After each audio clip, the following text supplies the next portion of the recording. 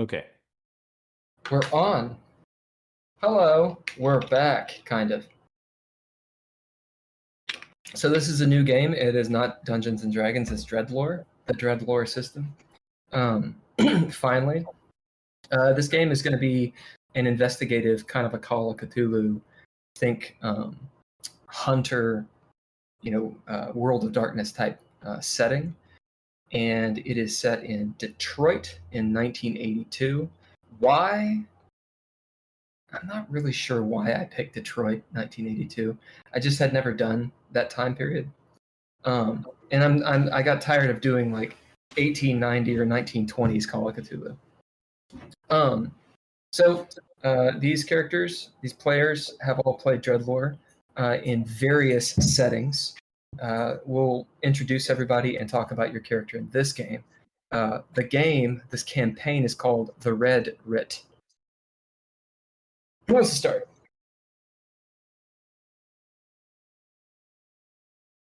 Holker, do that. Yeah. My character's name is Tony Czerniak. It's a weird Polish name, but that's what happens when you're Polish. Born in 1951 in Detroit, son of Polish immigrants. They were devout Catholics. And as Tony grew up, Tony realized he wanted to be a priest. So he entered the seminary in his late teens. This was wholly due to his desire to serve the Catholic Church and his community around him, and had nothing to do with avoiding the draft. That had nothing to do with it. Absolutely Right. nothing whatsoever. Anyways, as he delved into his theological studies, he realized that it was more. He liked more than just the sacraments. He liked some of the more mysterious, darker sides of the faith, like the occult. But this fascination didn't go over so well with his comrades, with his fellow priests and clergy. And when the Vietnam War ended, he realized that maybe the secular life was probably more of a draw. At least he found a setting where he could pursue these interests in peace. So he stepped away and ended up, kind of by luck, as a border guard, and he was stationed at the Detroit Windsor Tunnel, where he is there to this day.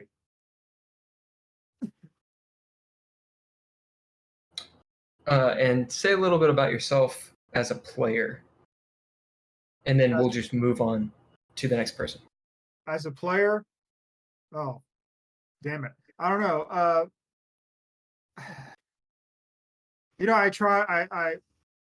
I try and get into the characters that I play and do a lot of research, and I'll be doing more research on this guy.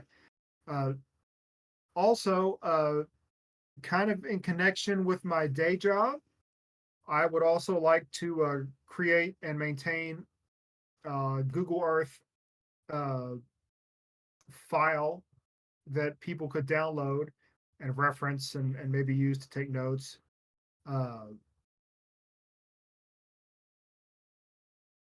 Yeah. I also occasionally make a pun. What? Just one or two.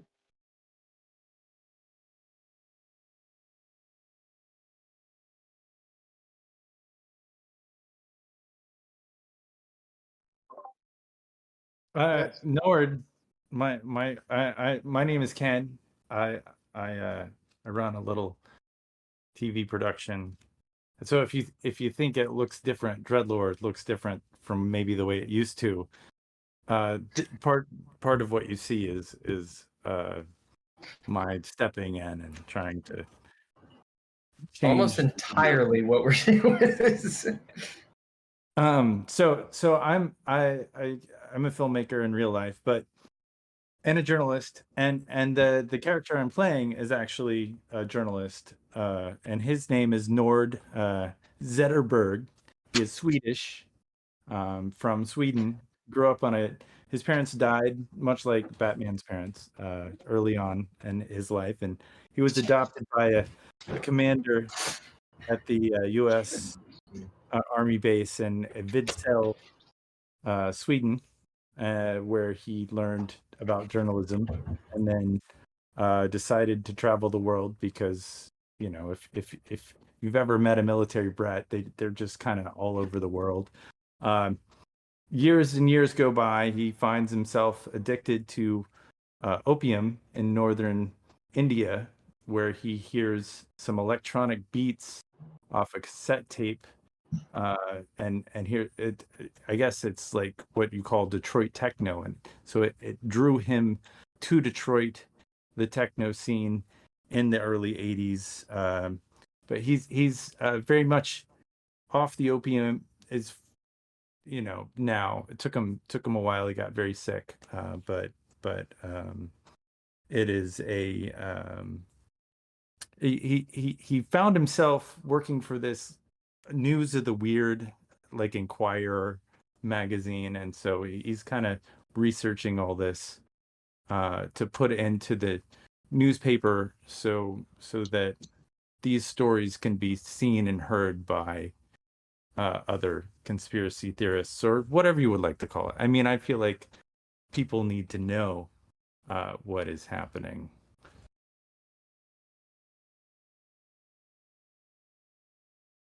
Next. So, my character is Leah Mizrahi. She is an ex-IDF soldier. She was descendant from some Holocaust survivors, and decided, you know, to, well, she did her duty to her homeland, and served her country for most of her life. But in her 30s, she had a kid and tried to just settle down, and fortunately she realized that she chose the wrong part of the country to settle down in, and kind of got a little bit tired of constantly feeling under threat, so she decided to move her and her family to the United States. She's, you know, living in the Holy Land her whole life. She's heard a lot of weird stories about, you know, different experiences people have had. She's never experienced anything herself, but she's always been a little bit skeptical. But she's definitely heard of really weird things happening that, you know, just like can't be explained easily. And yeah, that's about as far as I've gotten for that. I am Andrea Elliott-Johnson. I am really, I've only been actually playing any kind of real RPG for the last 2.5 years since we did the Richmond Fay game.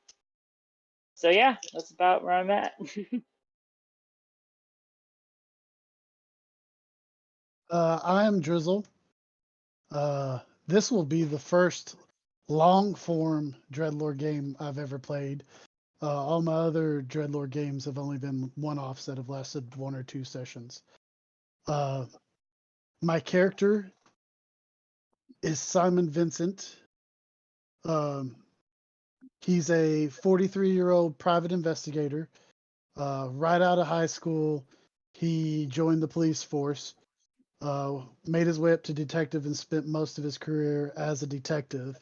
About 7 years ago, him and his partner, Albert Fox, got caught the case of a serial killer they were calling the Hemlock Hoodlum. He chased them. They chased them down, and we got a lead close to figuring out where he was. And during that time, my partner officially went missing. All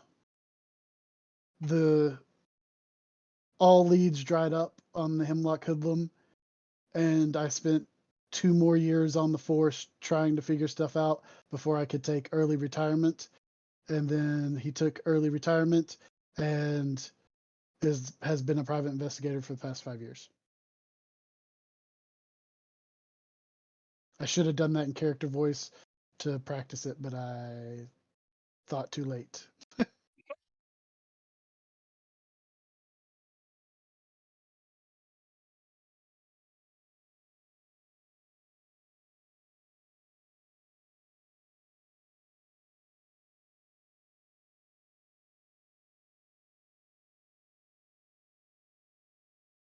This is a magic of a little bit of dead air. I think we're still getting the kinks worked out on our live stream setup. So that's exciting.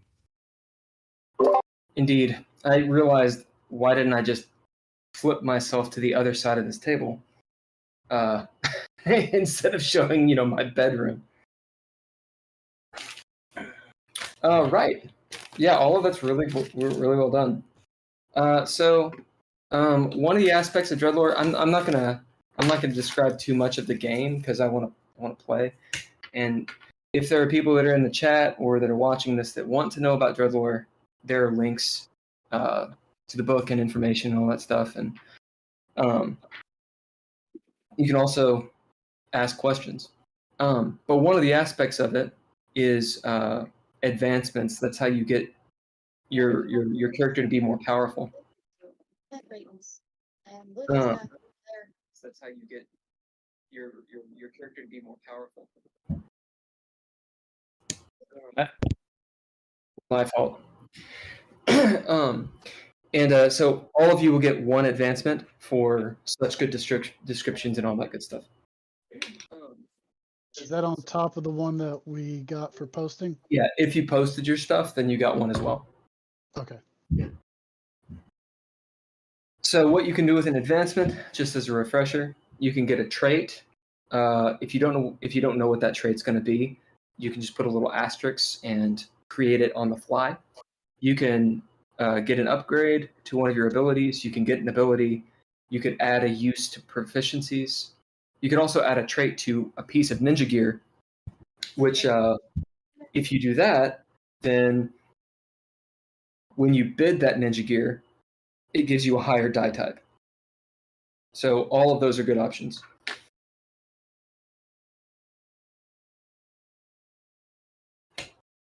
All right. Drizzle, what is your guy's name? I was moving tables when you said it. Simon Vincent. Say it again.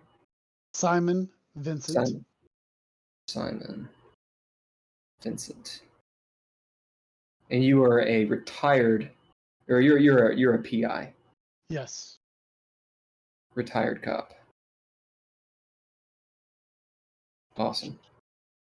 I feel a little naked without music going. Normally I would be setting a mood. So maybe at some point, if we're all using headphones or whatever, at some point I can just tell you what song to play, and if you want to play it, you can. So just play something creepy on your end. Right. So you're in Detroit, 1982. We're not going to go super duper literal with this. So, like, if you really true, I'm sorry. That's creepy enough, by the way. If you know a lot about Detroit, great, and use that for your character. I've just done a little bit of research on it, and so this will actually be kind of an interesting way to learn about it. So you all are aware, since you live in Detroit, your characters do, because I say so. For whatever reason, and you're not moving out for some reason.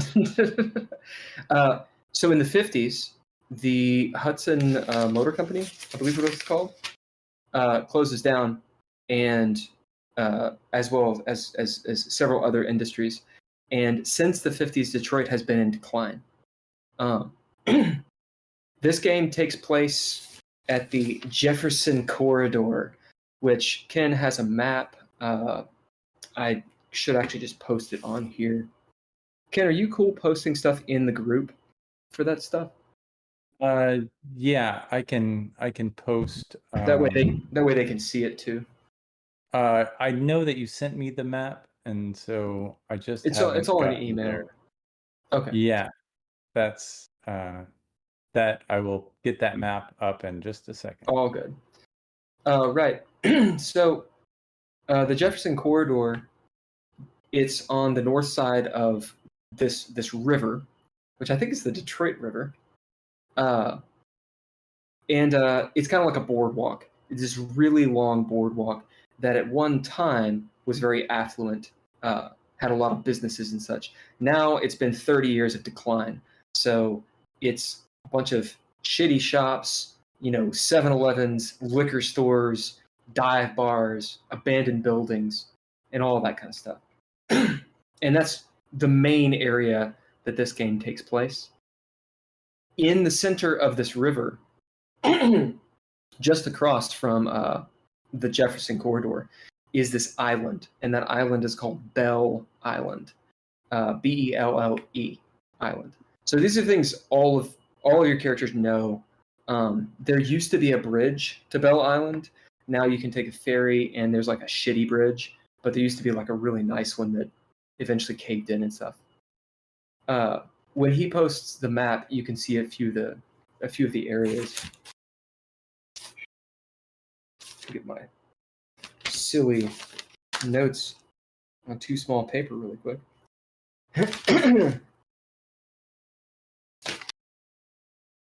Where are you? Oh, there's a place called Grosse Pointe, and you gotta spell it like the French. It's got E's where there shouldn't be no E's. Grosse like Pointe. the movie. Right, Grosse Pointe Blank.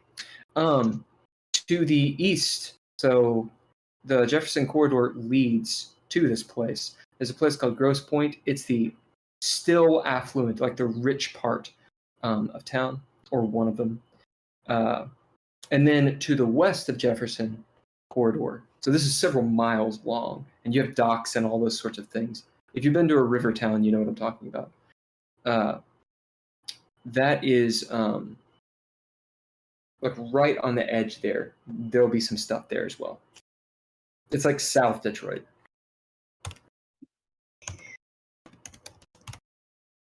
I think you have to look at the Twitch feed to actually see the map. Let me pull that up. That's my bad. I was on a different computer when I sent you this stuff. Oh, it's fine. I would have grabbed it. I just forgot about that you sent me an email. So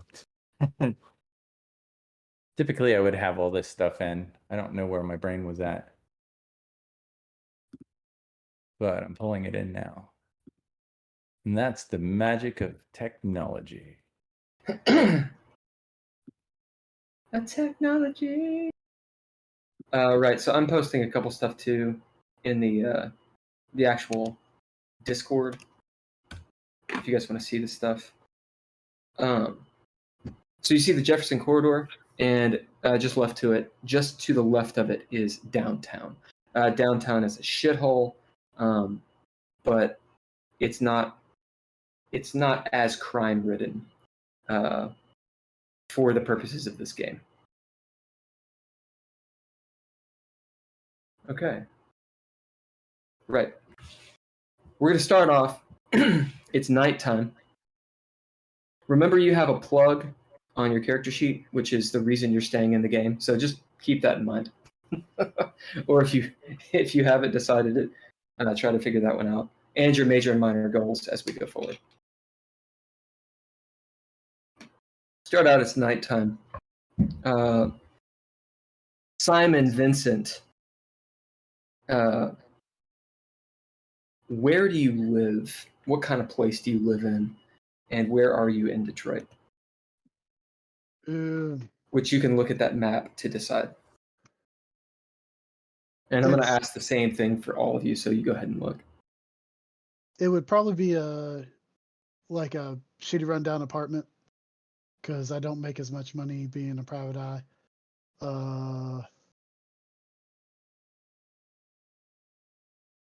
would it be in maybe Midtown or Jefferson Corridor? Which do you think would fit better with? Either one. Let's go Probably- with Midtown. Yeah, Midtown is a little bit better. Yeah. You're at your shitty apartment, counting the roaches on the walls and such. Lights are out. We'll say the boob tube is on. The cathode ray tube television, right? And it's very 80s. You'll see, like the big hair reporter talking about some bullshit going on in the Middle East, because there's always that going on. Lots of propaganda. It flits back and forth between a Reagan speech. I believe Reagan just won in '82. Is that correct, Holger? Or he's been for a couple years. His first term started in January of '81. Okay. I think the country as a whole was undergoing back-to-back pretty severe recessions in the early '80s. So there you go. And he's talking about how, where it's going to be way better, trickle-down economics, all kinds of stuff. This new band has come out, U2, and they're playing, their songs and such. You can hear through the paper-thin walls and concrete of this, we'll say, 5-story building, with like the rickety fire escapes that no one would ever use in their right mind. You can hear people shouting and yelling, very stereotypical. They all have like the northern Midwestern accent, and pots and pans, etc., clanging. Someone's throwing a glass. Who's one of your neighbors? Rebecca Foster.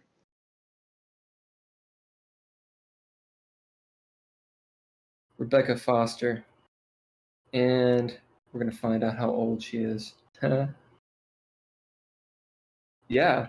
So Rebecca she's real young. She's around 20. And she's rather clumsy, as you don't know for sure, but you could assume she's just maybe not thrown the glass and knocked it over. Or she's not thrown the glass, she's knocked it over. As you hear, like dominoes, shit fall down like a bookshelf. As you hear Rebecca say, "Ah, fuck!" and start trying to clean up shit. She's tripped over something. And she'll be the apartment right next to you. We'll say you're on a corner. So there's one apartment next to you. It's around 9 o'clock. What is the case you've been working on? Most recent case was basically. Oh, let me see. Most recent case I've been working on. There was like most of them I get these days, just taking pictures of people having sex. Yeah, you don't always get the good ones. Occasionally you get a good one, but most of it's infidelity. You are working for Juliana Twerb.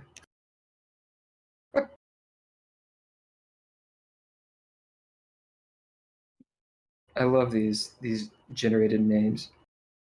Juliana Twerb. She's she's a dock worker, and incredibly strong. She kind of has a misshapen face because a crate fell on it, and she survived.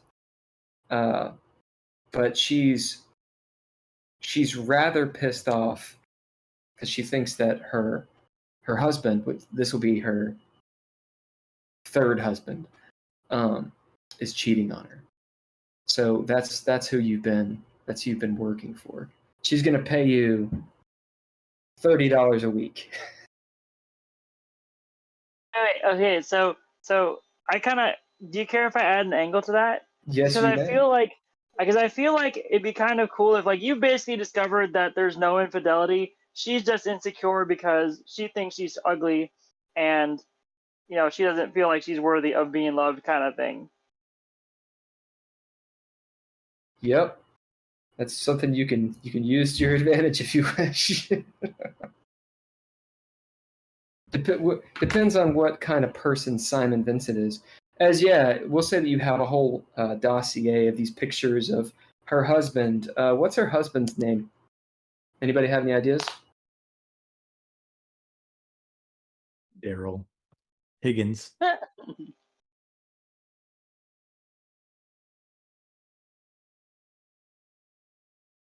Daryl Higgins.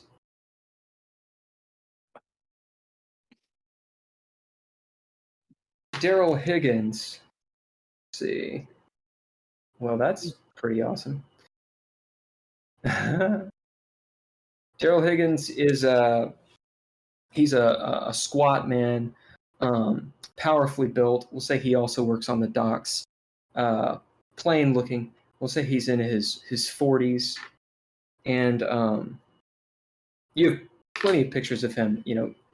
You've tailed him for how long? Let's say a month or something like that. And he's not cheating on her at all. However,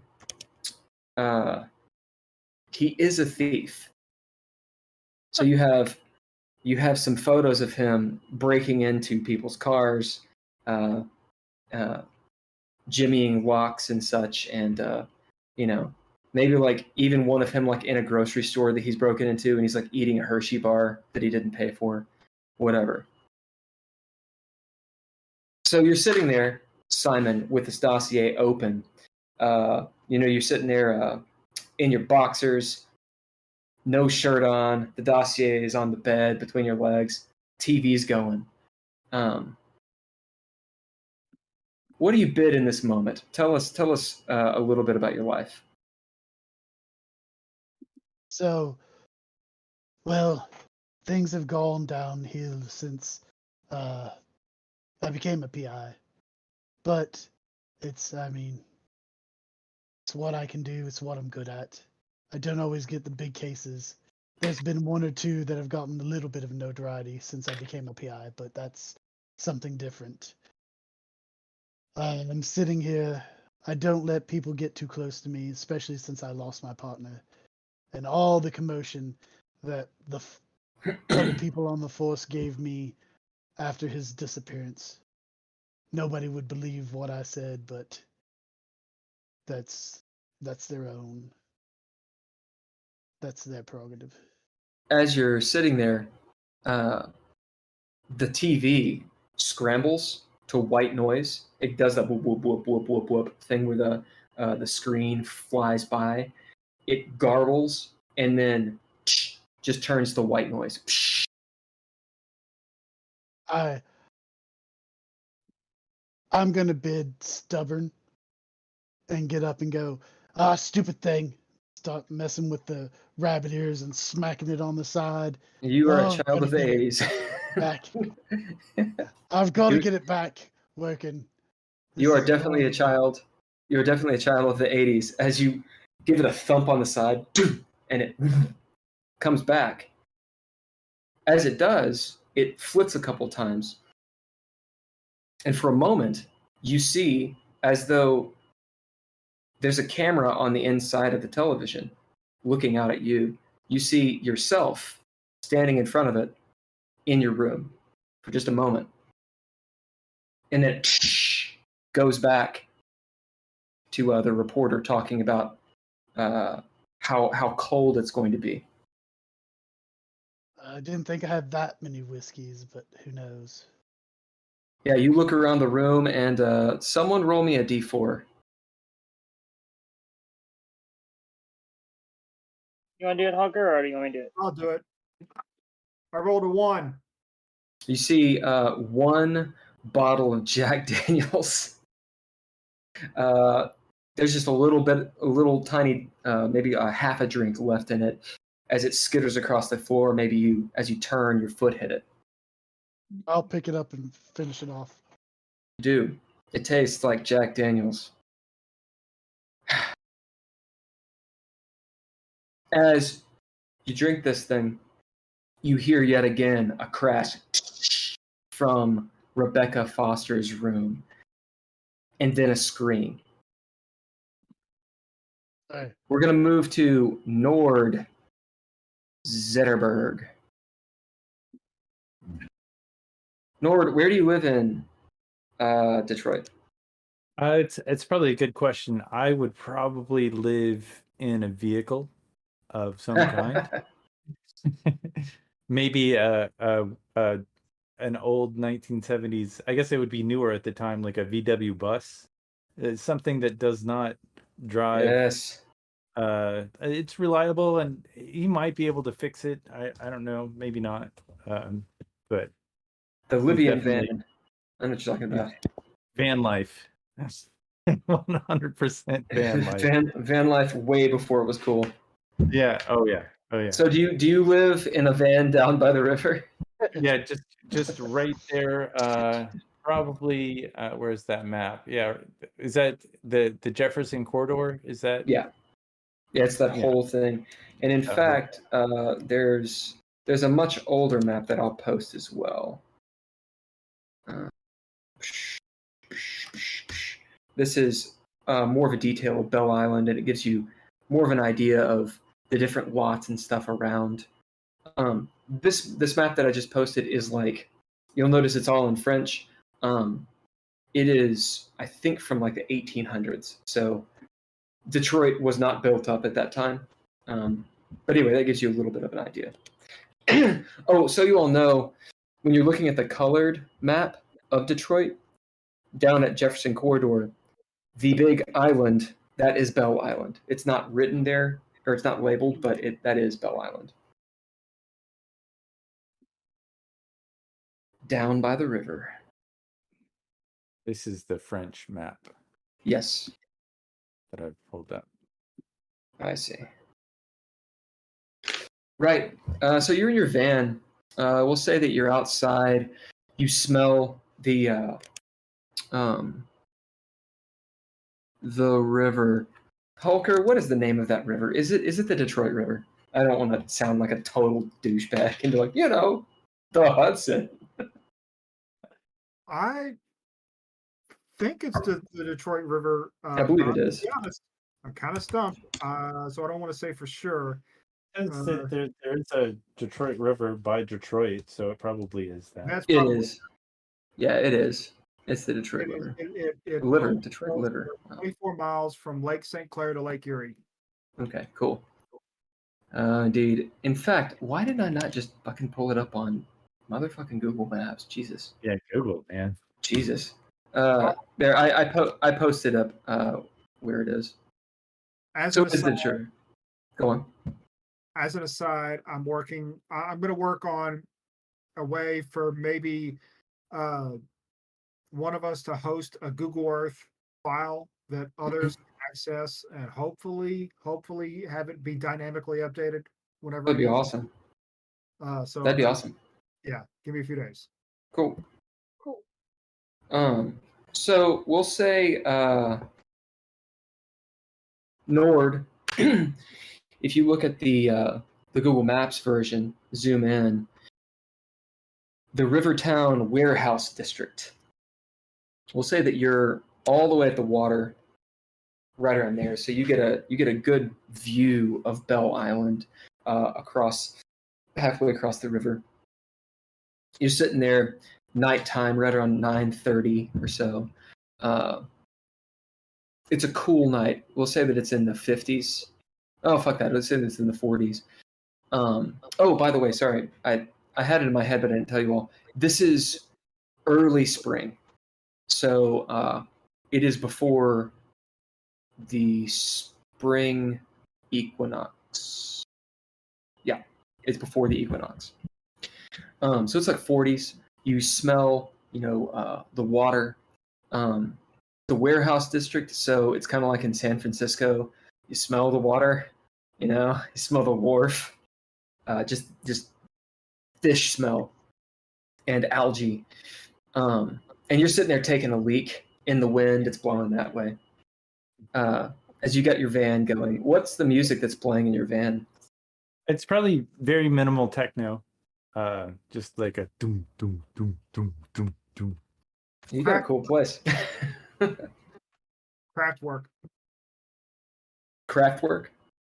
No, the Detroit, the techno scene was going in the late '70s, so they were doing some techno. Yeah, we need to throw some of that on here if we unless it's copywritten. I can look for some techno music. Yeah. Anyway, you're standing next to your VW, draining the old lizard, listening to your Detroit techno. As you hear the foghorn, I believe, of one of the big tankers, the forlorn echoing across the river basin and such, and look out and see, in fact, there's this massive ship moving, with crates all stacked, as high as buildings. What are you doing after you finish pissing? Well, if it's 40s, I'm probably going to take a breath and maybe look around, see if anybody's noticed that I'm sleeping in the van right there. I would imagine. No, you look around. You're in this the Rivertown warehouse district. Maybe at one time, maybe even a time that you remember, this place would have been bustling. But most of the buildings are abandoned. People have moved out of the city. Sometimes there'll be like gang-related stuff that occurs up here, but it's pretty basic. Imagine the place that they live in, Fight Club, where it's like across the street from the paper factory. Like it's just for a mile in every direction, pretty much no one around. We'll say that you can see with the city lights and everything, across the way and such, the rickety ass, 100-year-old bridge that actually stretches from the mainland over to Bell Island. You can see some like birds or bats or something flying around over there.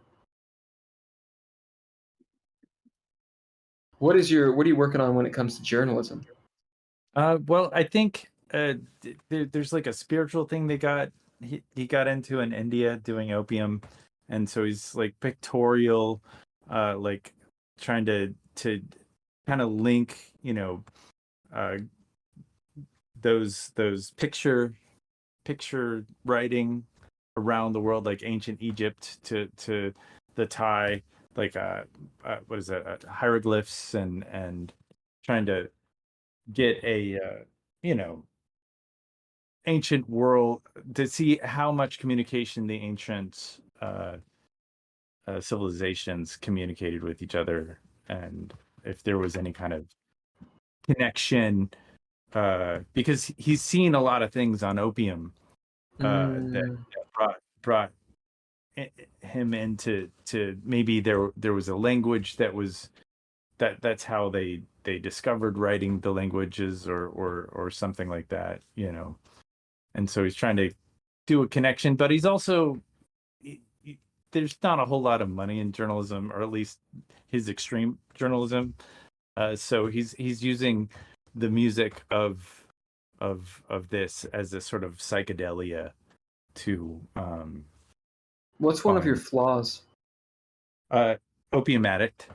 I'm gonna bid that flaw for you, as we're gonna say that you go back to your van and you have the pipe, the opium pipe. You look down at it and can see where you've smoked a little bit of it. Maybe you had just like a. How much do you have? Someone roll me a d4. He's trying to quit.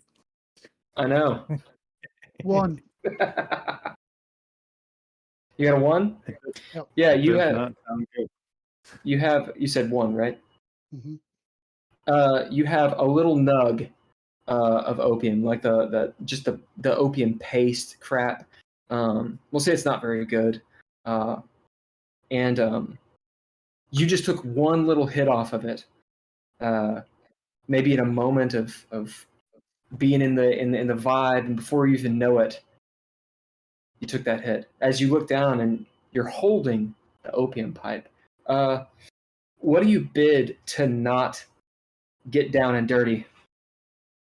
To not cough. Well, he is No, to not continue smoking the pipe. You can do one of two things. You can bid and just do it, or you can throw down against a threshold of 0 and get past it. It's up to you. Sure. I would say,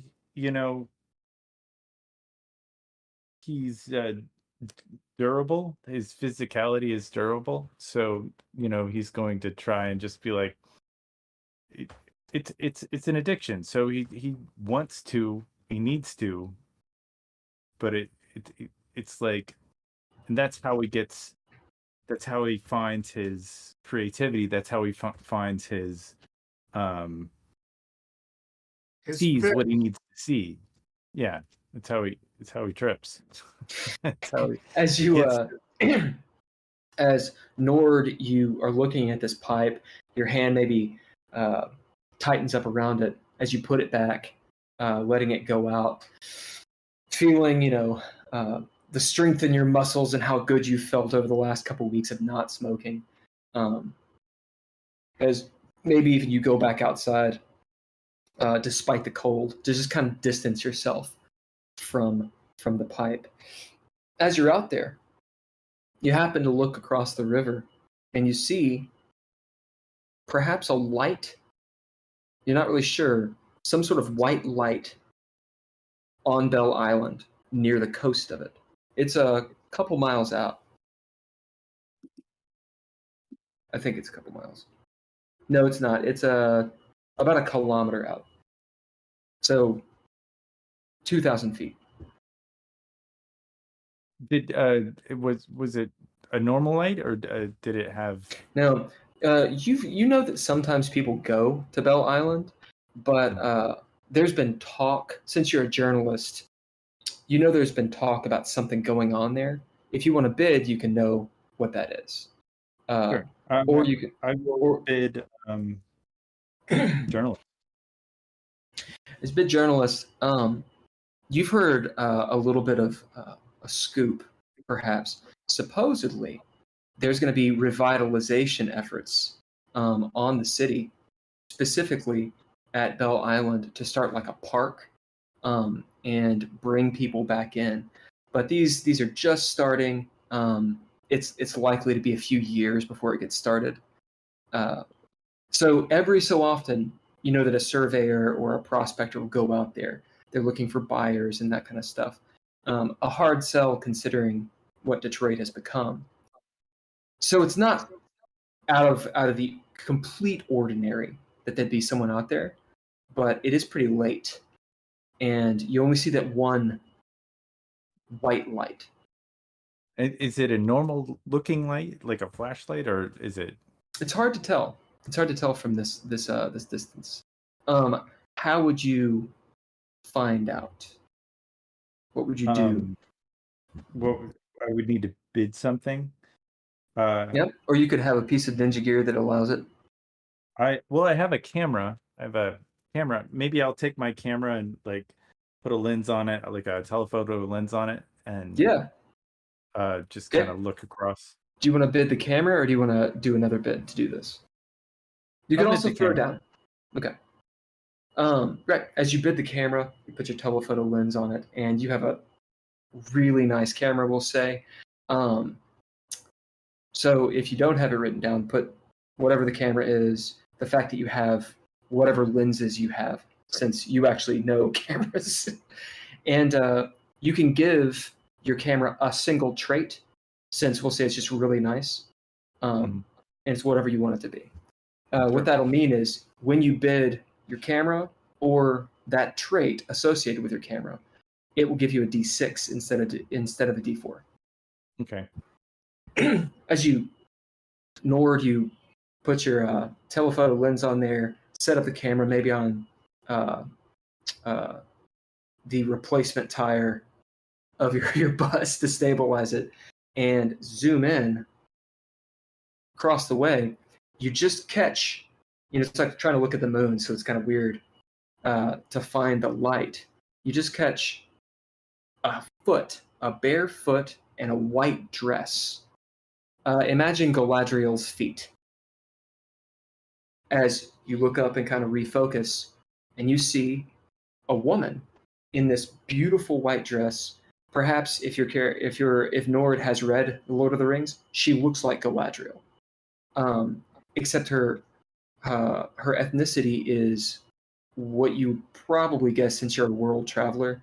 She's some sort of First Nation people.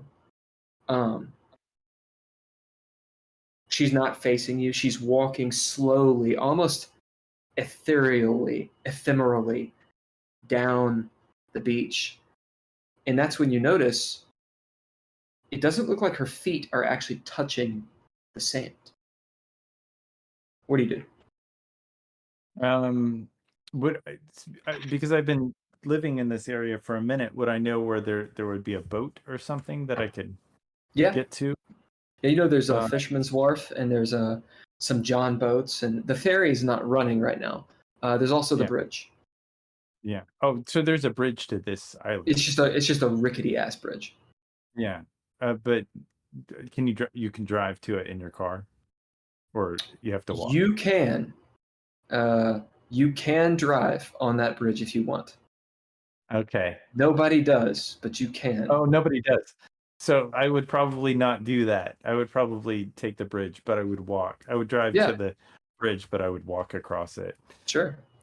As you jump in your VW and start heading towards the bridge. Leah Mazahi. Yes?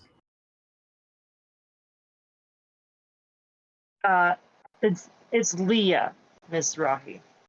Mizrahi? Yeah. Mizrahi. No.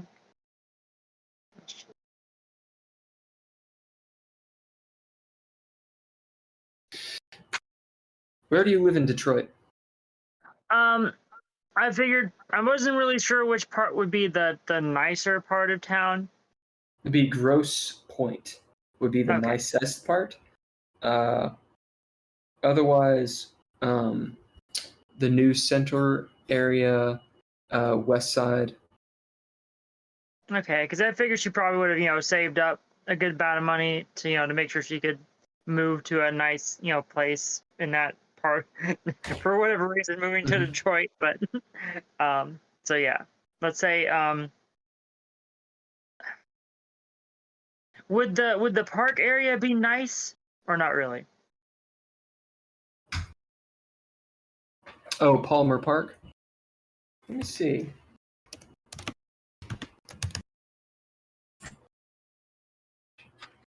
It looks nice right now.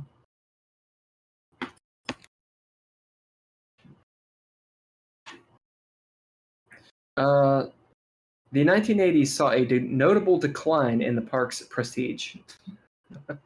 Okay. See. Let's say that's where she lives. So we'll go with that. So let's say that you found a pretty nice apartment, still in Palmer Park. Maybe the southern part of it.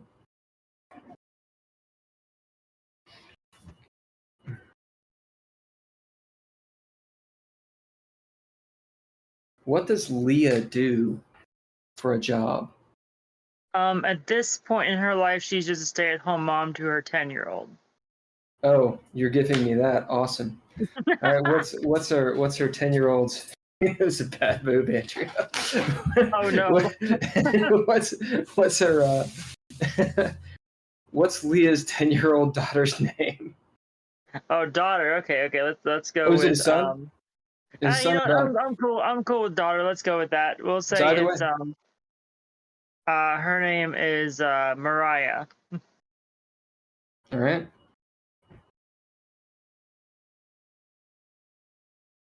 Awesome.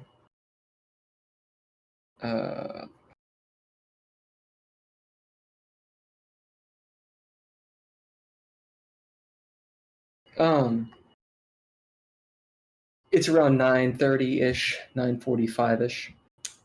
Mariah is asleep in her room. You're on like the second floor of this apartment building. Again, all the apartments kind of look the same. You've got the fire escape and stuff. Yours just looks much better than Simon's. We'll say that you actually know the private investigator Simon Vincent. Maybe when you first got to Detroit, you were looking around for a good place. You'd heard all kinds of stories and everything, and perhaps you had hired Simon briefly to just check out the area that you're in and make sure that a few of the people were what they say they were. Okay. Are you cool with that, Simon? Sounds good to me. So you guys know each other, is the point.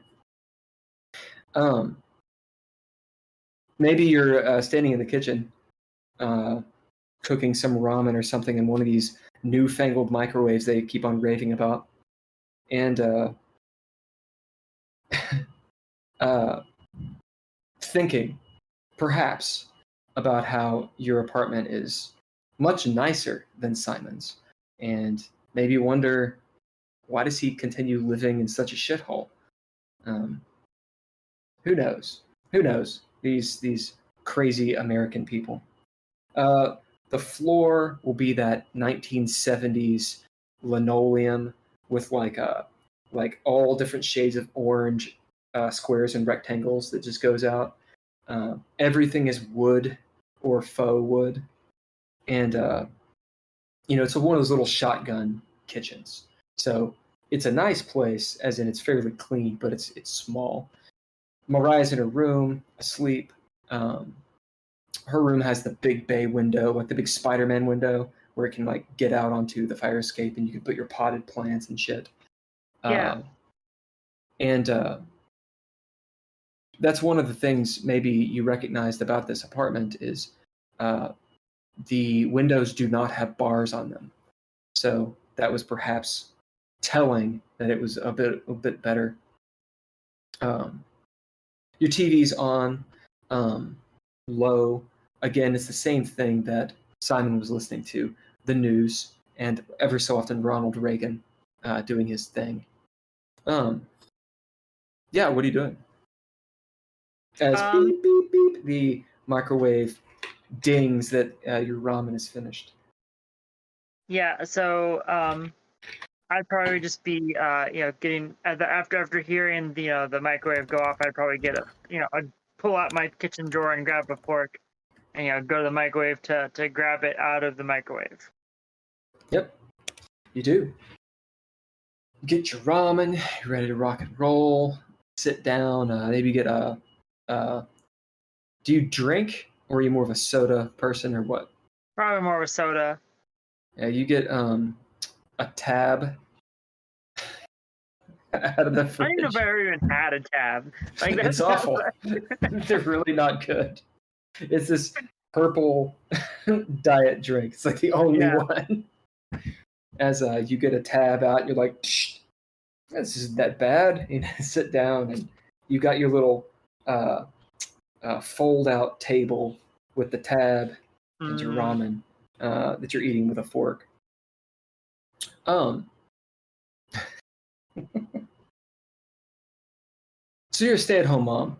You've saved up a little bit of cash, and Detroit is not expensive. However, the landlord does keep on raising their rent. We'll say you've been here for several months.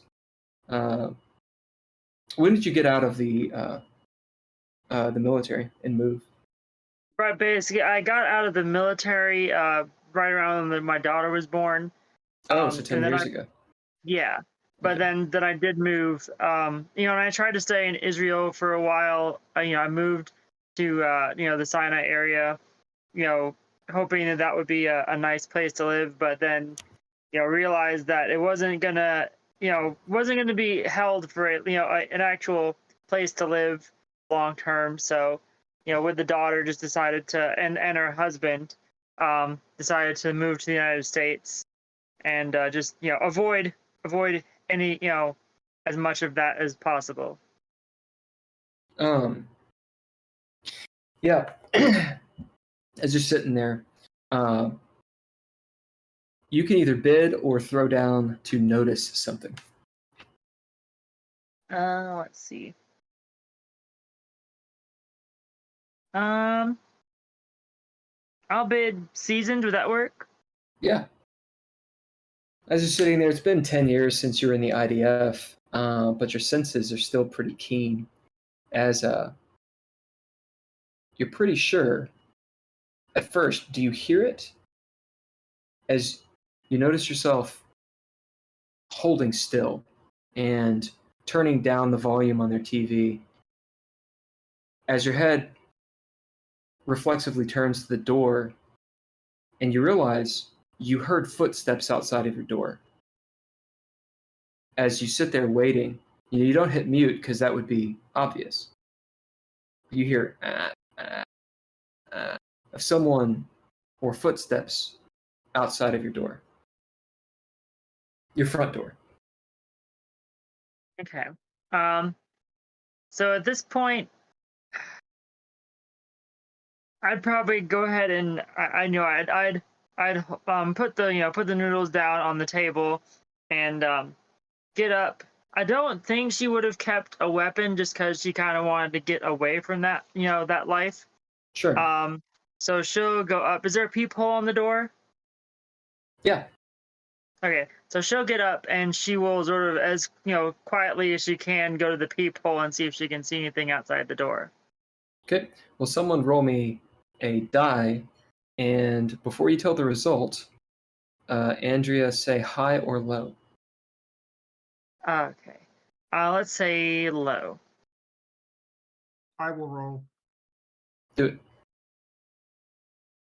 It was high. Okay. As Leah, as you look out the peephole, you just see the fish-eyed, effect of the hallway as it goes out. You don't see anyone out there. The yellow sodium lights, blink, ding, ding, ding. It's dark, of course. Think of like a hallway in The Shining. Nice place. And you see down the hallway. We'll say that you're on a corner as well. So at this point, not seeing anything, I'll pull my eye away from the hole and press my ear to see if I can hear anything. As you press your ear up, and you bid seasoned, you hear kind of a shuffling, a rustle perhaps of clothes against the wall. So someone is out there, and they're avoiding the people. Okay. Let's say that there's a hallway table next to the to where the entrance is, and then have like one of those umbrella stands. Sure. Would it be alright if I pull out an umbrella from that? Yep. You pull out an umbrella like a sword. And then as soon as I have that, I will basically quickly yank open the door and look out. Yeah, as you unlock the door really quick, I'm assuming it has a deadbolt and a chain. So as you're doing that, what do you bid to do this really fast and get the jump on the person? I'm gonna bid precise, if that works. Yeah. As perhaps you've done this before.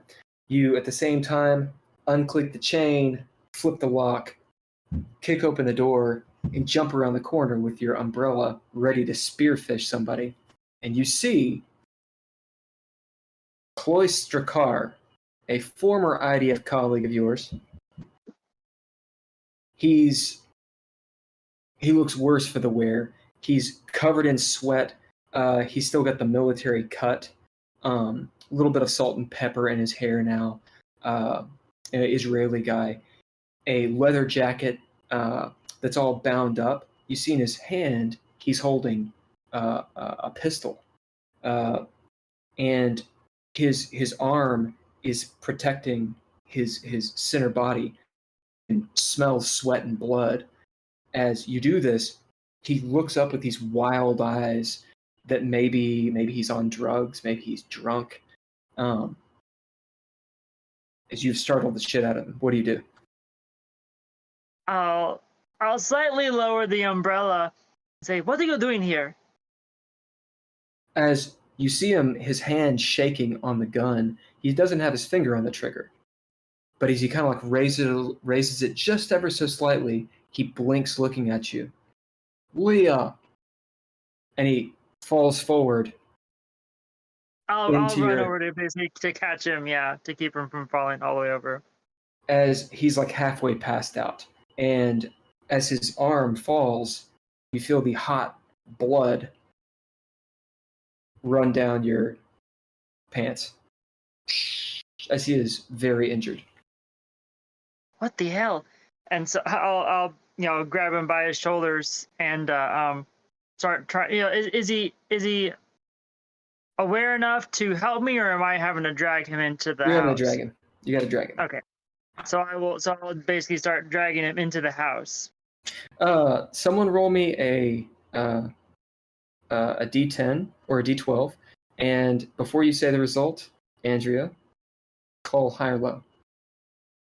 I got it. I'm gonna say low again. It was low. As you drag this former colleague, Cloyce, into the room, shutting the door, just as you hear the elevator ding and a couple walk out, but they don't see you. I will, deadbolt and chain the door again, and then start trying to pull him into the kitchen where I know, the floor is cleanable, basically. Yep. Because I can tell it's going to be messy. As you do, he's sitting there kind of mumbling and such. He looks up at you, puts his hand up. He's dropped the gun. Since you called low and it was low, we'll say that you picked up the gun. So you have a pistol now that is loaded. Okay. Yeah, what do you do? What'd you say his name was again? Cloyce. Cloyce. Damn it, Cloyce! What are you doing?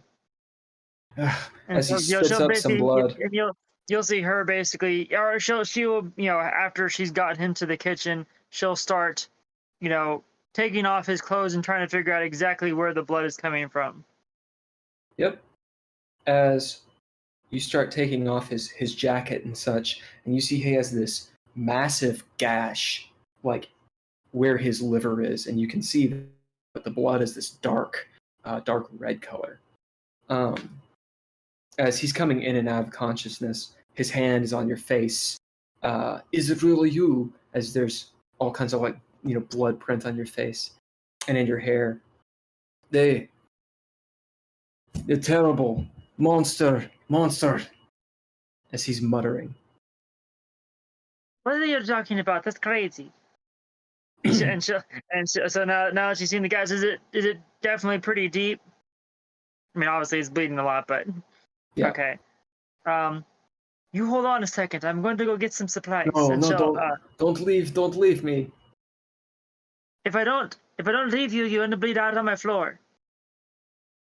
You see him kind of curl up a little bit.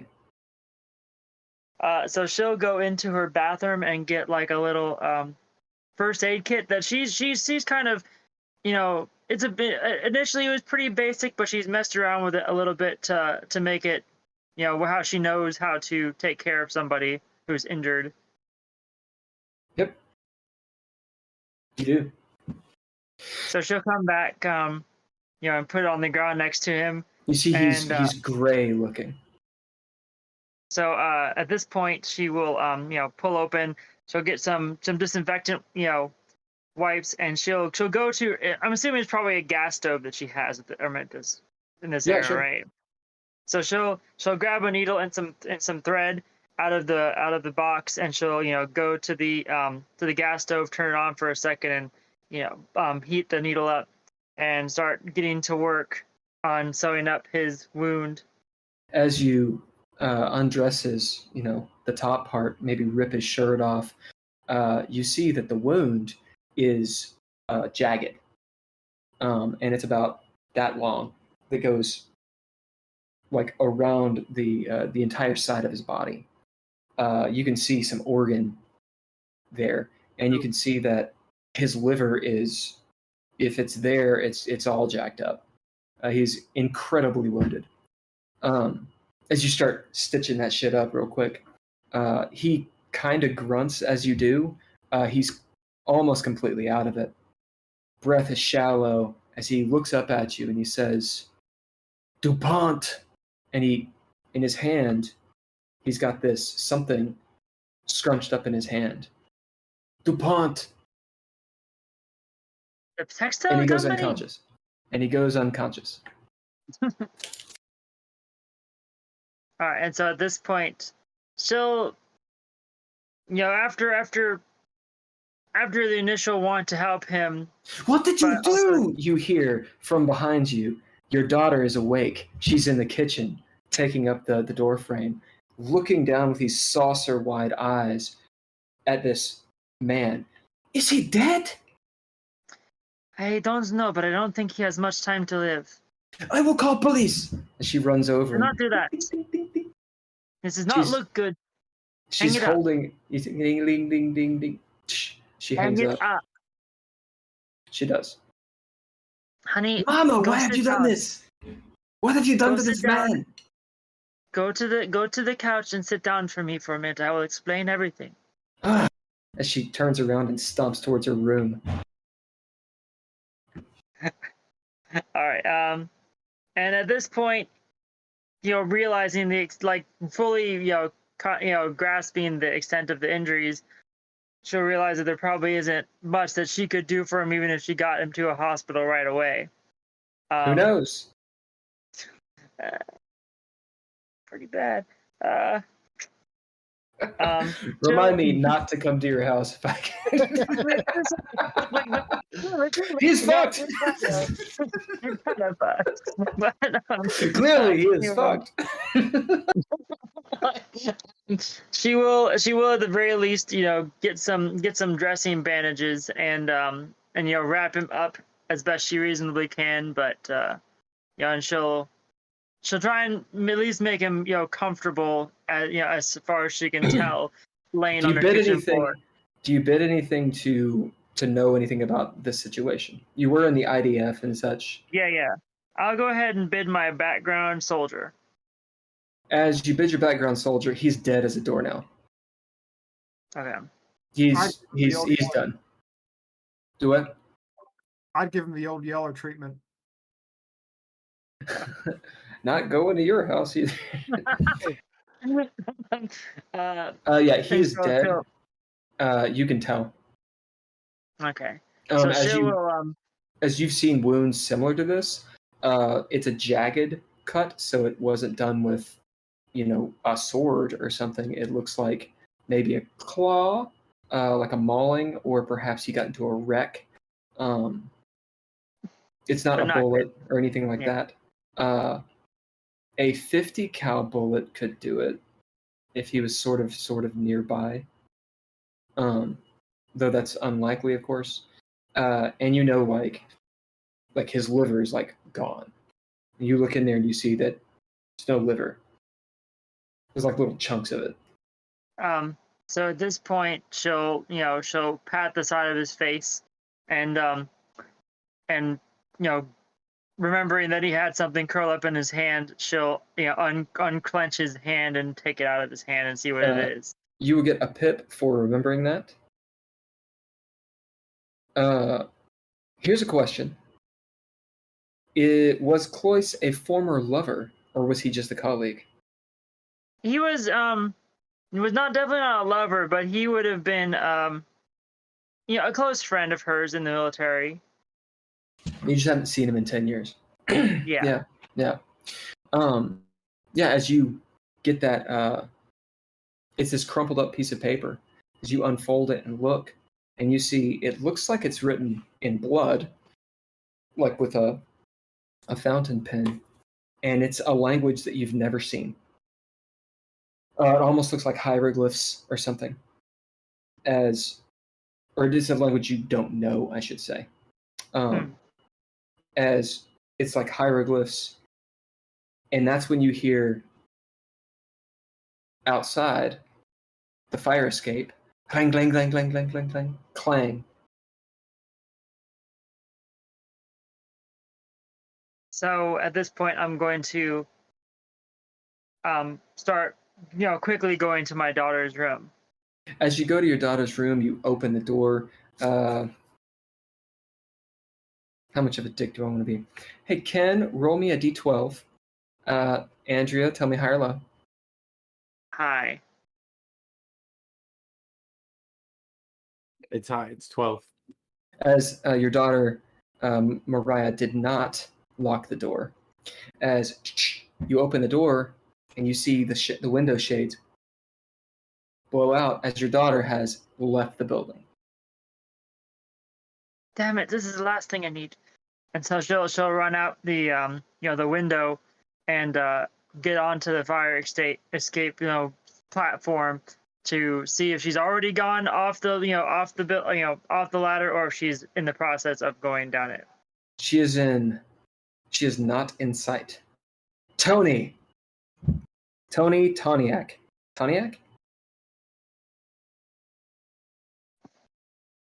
It's Tony Czerniak. You'll see when I spell it. Czerniak. CZNER, or it's CZERNIAK. Get it right.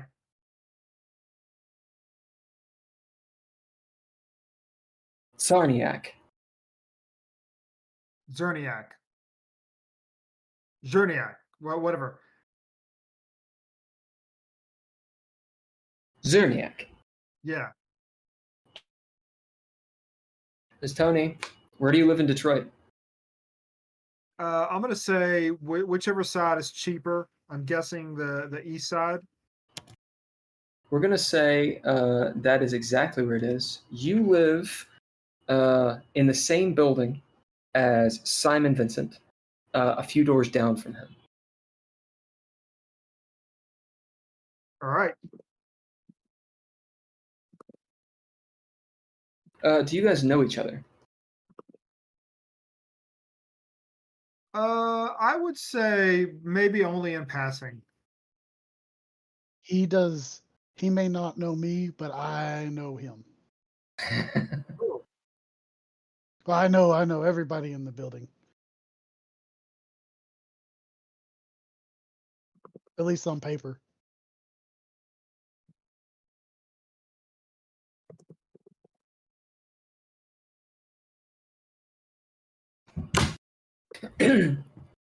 Tony, you're sitting there. We'll say that your TV is off. It's got a rosary hanging off, a little Jesus thing stuck, Yeah.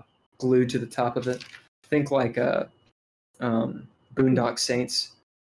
There's some Orthodox style imagery on paintings that you have hung up, like little images of the Garden of Gethsemane and such, and maybe a bookshelf with a bunch of your seminary books and whatnot.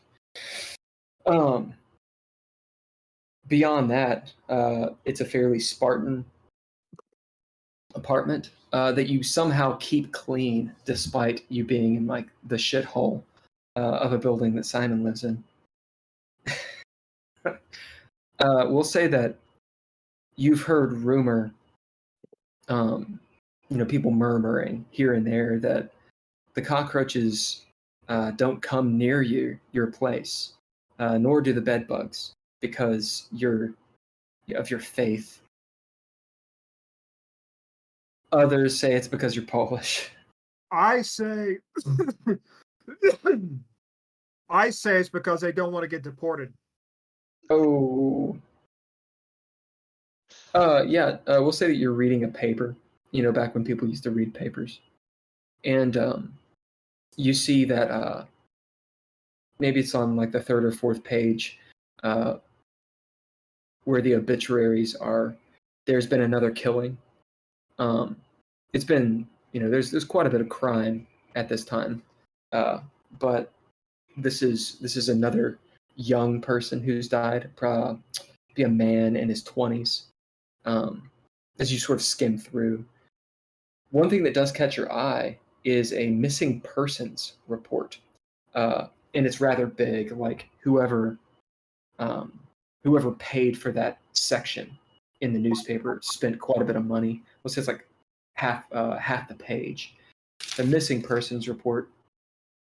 That's like a whole gallon of milk right there. It's yeah, man. Let me find out who it is really quick. As you read, the missing person is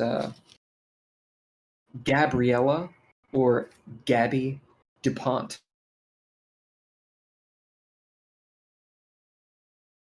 And it shows this this African American girl. She's maybe 23. It looks like really pretty. Nice necklace, nice clothes. This is a fairly recent picture, but it's all in black and white and such, or newspaper colors. Been missing for we'll say a week. Huh. Yeah, I wonder if I know this person or I actually know someone who might know this person, because it wasn't too long ago that I was, rocking it as a future priest, and I might know a lot of people in certain. What do you bid to have perhaps? I'm gonna bid my background as a former priest. Yeah. Just background, sitting there thinking about this. You don't know her. Especially with DuPont. Anything that sounds French, Polish, Italian, Irish, whatever, that's because I would have encountered them. You think that back to the name DuPont, you know the name. There's a very wealthy family that lives in Grosse Pointe named DuPont. And something dealing with export or commercial trucking, perhaps. Something dealing with the river. You're not really sure, but it's some sort of big business type thing. An old name, and like American aristocracy. As for Gabriella, as you sit there looking at her picture, you may have seen her once at the church, which I believe is, I have it written down. There's actually a whole ton of churches.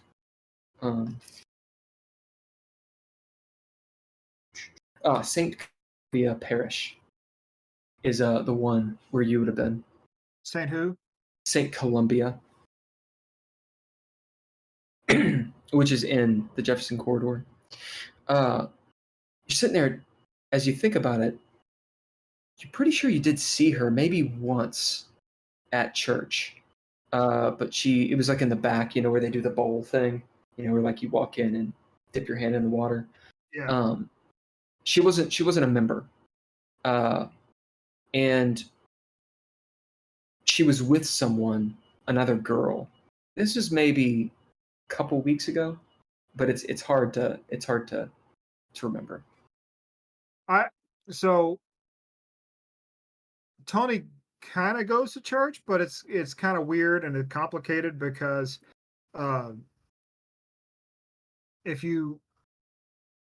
Tony didn't leave necessarily on bad terms, but Tony just left. It's like there's a whole process through which you can not be a priest anymore. You didn't do that. No, I mean, didn't do anything to get him like totally kicked out and shunned or anything like that. But he just was like, all right, well, I'm done with this. Bye. Yeah.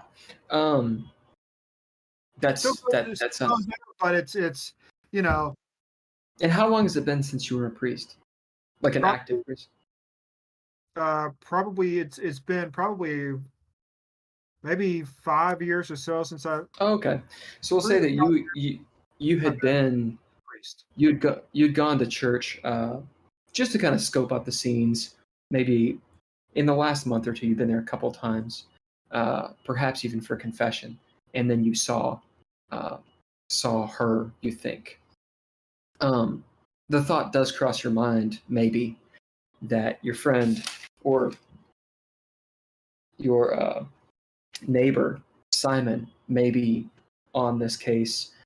Perhaps it's something that he's investigated. When you hear a crash and a scream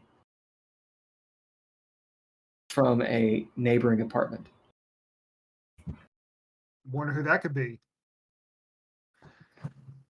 So the action at this point is on Simon, and because you guys are in the same scene or the same encounter.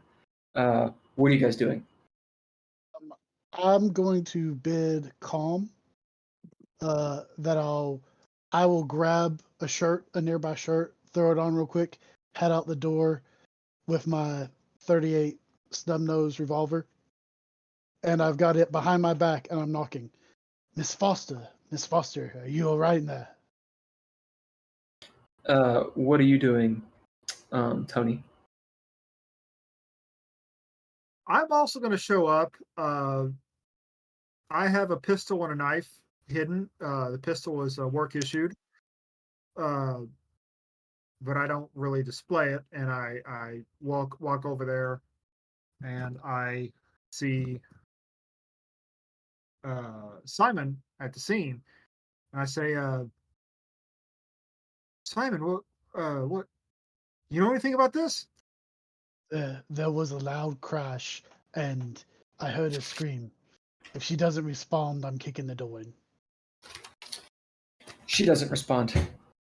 As you bid, you with your snub nose, and what is it that you bid? Calm. Calm. As you bid calm, you see Tony run up. Maybe not as calm as you. As you knock on the door, put your ear up to it, you hear the TV is on, and it's doing the garble, and you hear what sounds like crying, but no one comes to the door. Okay, since I hear crying instead of kicking it in, I'm going to go grab my lockpick. Okay. And I'll Tony, be like, what are you? Tony, hold on. I'll go grab a lockpick. I hear crying, so she's not in that much danger. I can pick it and get in. That's fine. With me. I'll stand here and wait. As Simon, you go get your lockpicks. In that moment, Tony, one of the doors opens next to you. It's old man Rogers. You know, he's right around 1,000 years old. He's got the oxygen thing, you know, that he's carrying around. As he looks out, what's with all that noise? Is that you? I don't know who it is. Damn it! What did you hear? Have you seen anyone? I heard the crashing and the screaming like normal. You heard someone else in there? Fool! Dumb dullard git, as he slams the door. Simon, you get back with your lockpicks. Okay. So, I will bid Street Smart to use the lockpick. Yep. As you pop the lock in, like, you know, takes about 45 seconds. And it comes open. Ken, will you roll me a d12? And Drizzle, tell me high or low. High. It is high. It's a D. It's another 12. I don't know how this, but there we go. As Rebecca Foster had not done her chain thing. So as you pop the deadbolt, the door opens, you see it's the same model apartment that you have, although hers is, she has OCD, so it's immaculately, everything's placed and ridiculously clean. There's a little table that is glass and it's broken, you see rolling at your feet half of a coffee mug, and there's coffee everywhere. And standing in the corner of the room next to the window is Rebecca. She has her weighted blanket up to her face, and she's crying and closing her eyes. The TV is blurp, blurp, blurp, blurping in front of you. Miss Foster, it's Simon from next door. Are you okay? She looks up. Either one of you can bid or throw down, whichever one wants to get through to her in her excited state.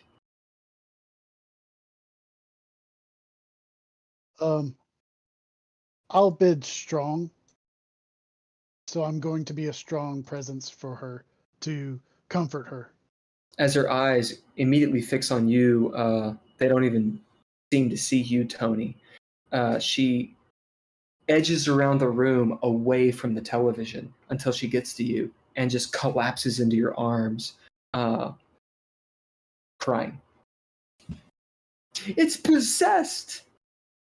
It's all right, dear.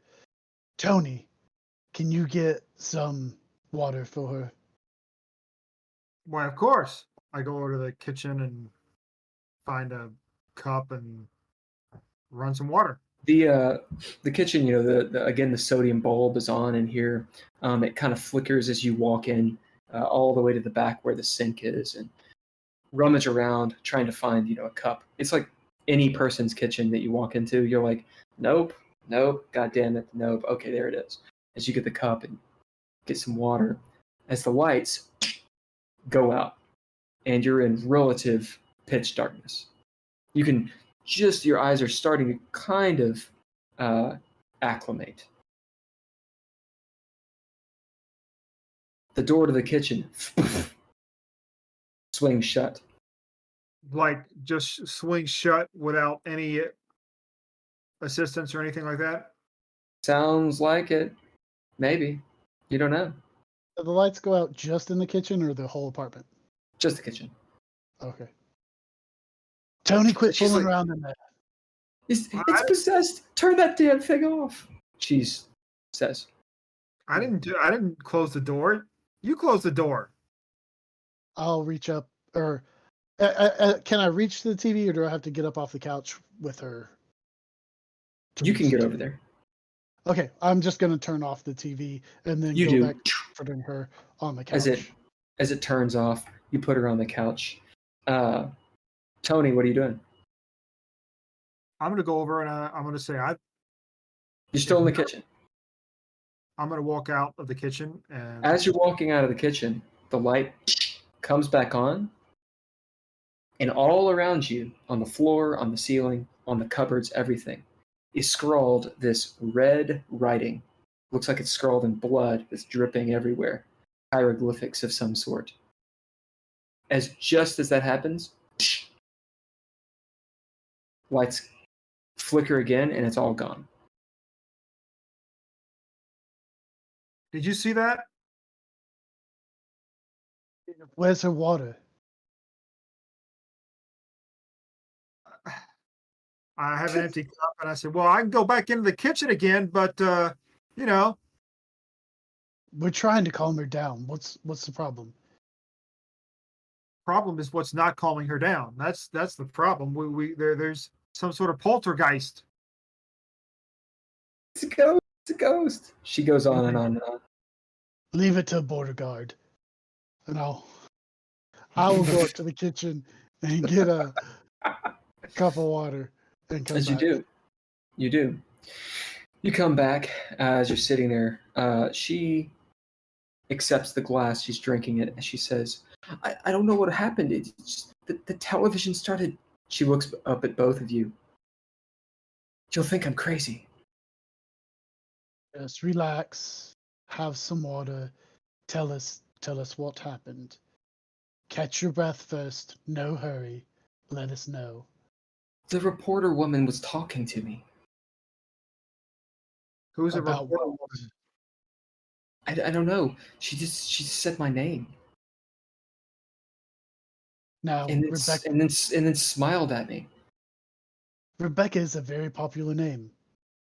Could it have just been that she said it, or did she say to What do you directly? bet? I will bid. I'm gonna bid. Let's see here. In this moment, I'm gonna bid distant. Mm. Because Yeah, it's as you say that kind of hand waver a little bit, she doesn't really seem to like being dismissed, but at the same time, what you're saying is kind of obvious too. And she kind of nods and drinks more of the water. Tony, what are you doing? Sorry.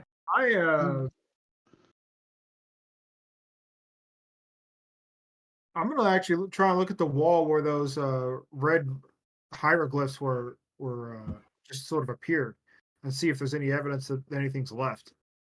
Yeah, Simon, you notice that as you turn and look where Tony is, he's back in the kitchen, staring intently at one of the cupboards, like moving around on it.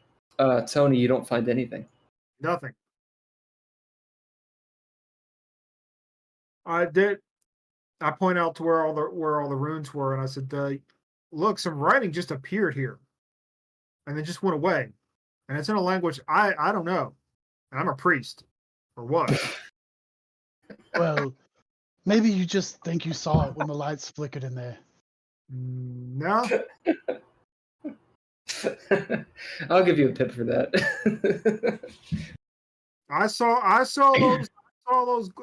those writings on that wall just as surely as I saw coke in this guy's trunk last week. Rebecca is shaking, but she seems to have calmed down a little bit. She looks up at you, Simon, and says, with wide eyes, I've seen the writing too. I just ignored it at first. How did the table get broken? She kind of like looks squeamish as she looks down. I threw my coffee mug at it. Okay. Nord, you get to the bridge. You're in your VW. It's the engine is clanging, clang, clang, clang, clang, do do do do do do, clang, clang, clang, clang, clang, do do do do do do. As you see this rickety ass bridge, you can tell it's not completely straight. It's metal on the sides, the frame, but it's all wood otherwise. There's a big condemned sign on it. Do not drive across. You know that it used to be used for horse and carriage, and people do use it. They'll walk along. The left side has a path that's pretty much uninterrupted. The right side has like actual like holes in the slats and such. Well, I'm going to cross this thing because I saw something. Can I? Is the light still there, or is it gone away? Yeah, it's around the bend a little bit, but you can see it. At this point, it's about 3,000+. It's maybe half a mile away, and you're raised up since you're near the bridge. I'm gonna jump out of the car and grab my. I got a little vest of protection, and I got my camera, and I got a little bag with the pistol, and I'm just gonna use walks off the path to Nice. cross the bridge as best I can in the dark. And I want to, not use flashlights or anything. I want to. Okay, that'll make it a little more difficult. So go ahead and throw down. Okay. The threshold to do this speedily will be 2. Because you bid, walks off the path and stuff and such, you will make it across the bridge. It's just how much time does it take you to be careful? Okay. So do your action dies a D10, and then probably your grace or your mind, or you could use wits. It's if you want to be cavalier, you could use brawn to parkour Yeah. your way across this bridge. I'll probably use mind. And that is, I got an 8 and a 1, so that's 1 success. Or 2 So successes. 2 successes. Yep, so that is limbo. Do you want to use a proficiency to re-roll the 1, or do you want to bid ninja gear to gain an extra die? Let's Limbo see. means you do succeed, it's just a yes but situation.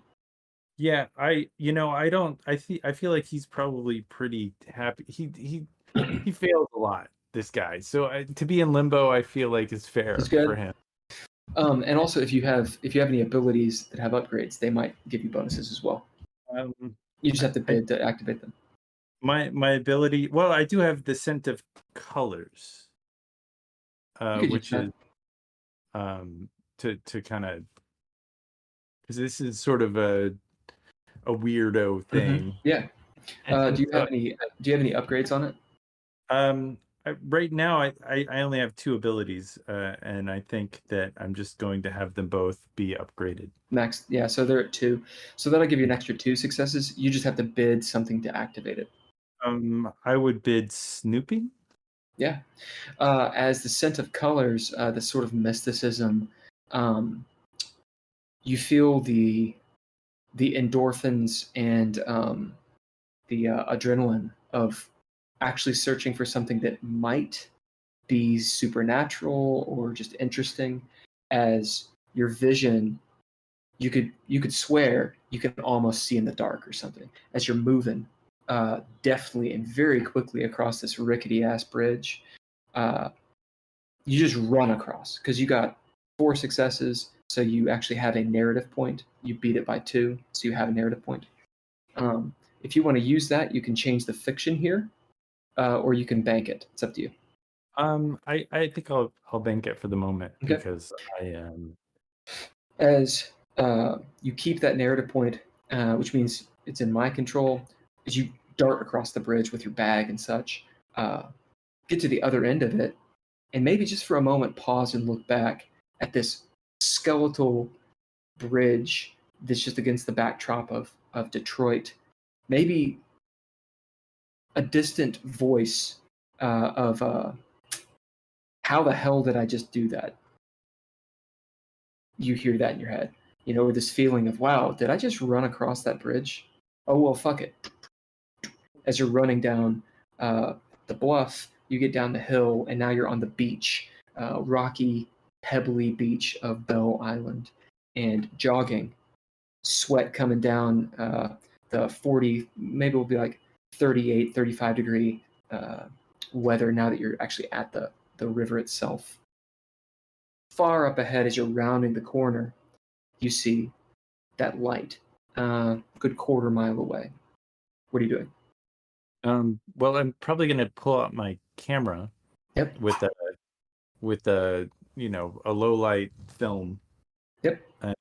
And then I'm going to just continue to get closer and closer. Do I hear anything, or is it? Nope. Is it? You hear the lapping of the water, obvious wildlife in all the trees and such. Bell Island is rather untouched, so the feeling here is starkly different than in the city, in the warehouses. In the warehouses, you were alone and you knew it. Here, as you happen to look over your left shoulder, as you're running down the coast, the river's on your right, the forest is on your left, maybe 50 to 100 feet away. There's the feeling of hundreds of eyes looking at you. Maybe it's the animals. You can hear rustling in the tops of the canopy of birds and such. There's almost a wild feel on this island. Did I actually succeed or fail at taking head off that opium?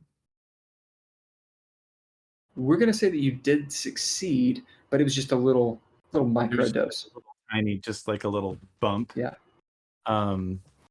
So I would imagine that I would probably just take a moment, listen, and then if I just felt the eyes, I felt a lot of eyes in my life, just kind of on me, or thought that they were on me, proceed with with some caution, and just I want to have that camera ready, that if something did, and my lens kind of focused to where I know that everything is going to be in focus. Do you take a picture? If I can see the light, I'll take You a can see quick. it. It's about a quarter mile away Okay, so it's down the it's- beach. Yeah, it's pretty hard to take a photo from that distance without a tripod. So I Yeah. might have to get closer. Okay. As you start getting closer. Leah, you look down, you notice on the fire escape, Mariah is nowhere to be seen. You look down the alleyways and such to where the main street is, and you see a few people moving back and forth. It's not too late. It's like 10 o'clock. But some cars, and there's a street light over there, but you don't see her. Shit.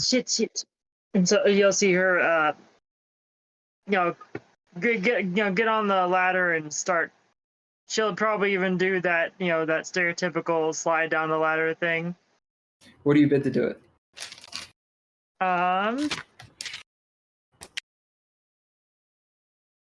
what is it? Adaptable. Let's go with that one. Yep. As describe what that's like. If someone were to see you, what would they see? You'll see her sort of, flip around. Is it just one of those straight down ladders? Yeah. Okay. Well, so you'll see her. There's a little landing and then the ladder. Yeah. Yeah. So you'll see her basically, get around, get ready to look like she's going to go down the ladder, and then she'll grab the sides and put her feet on, on the other. It's hard to describe visually. I can see it in my head, but you'll see her hold the sides of the ladder and put her feet sort of off to the sides of the ladder and just start sliding down it. Zing! As you pop off, when you get to the bottom, you land, of course, next to a bunch of trash bags, because there's always trash bags down there. You note that the ladder itself has not been lowered, so it's still in the upright position. But as you drop down, you drop a good 8 feet, kind of hard, and you're down there, but you're okay.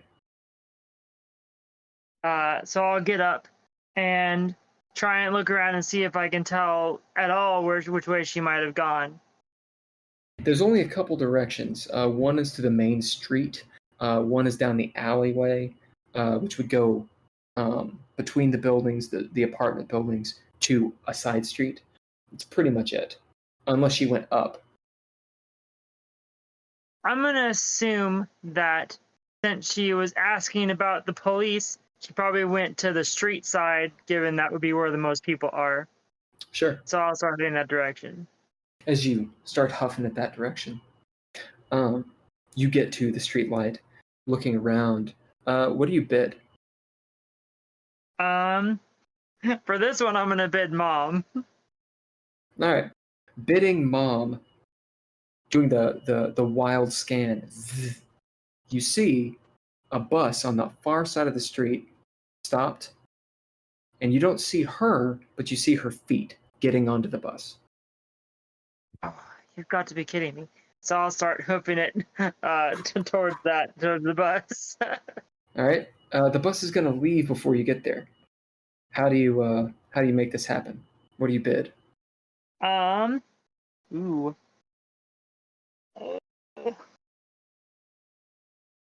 I'm going to bid my second soldier to basically say, I've got some endurance training, so I've ran a lot.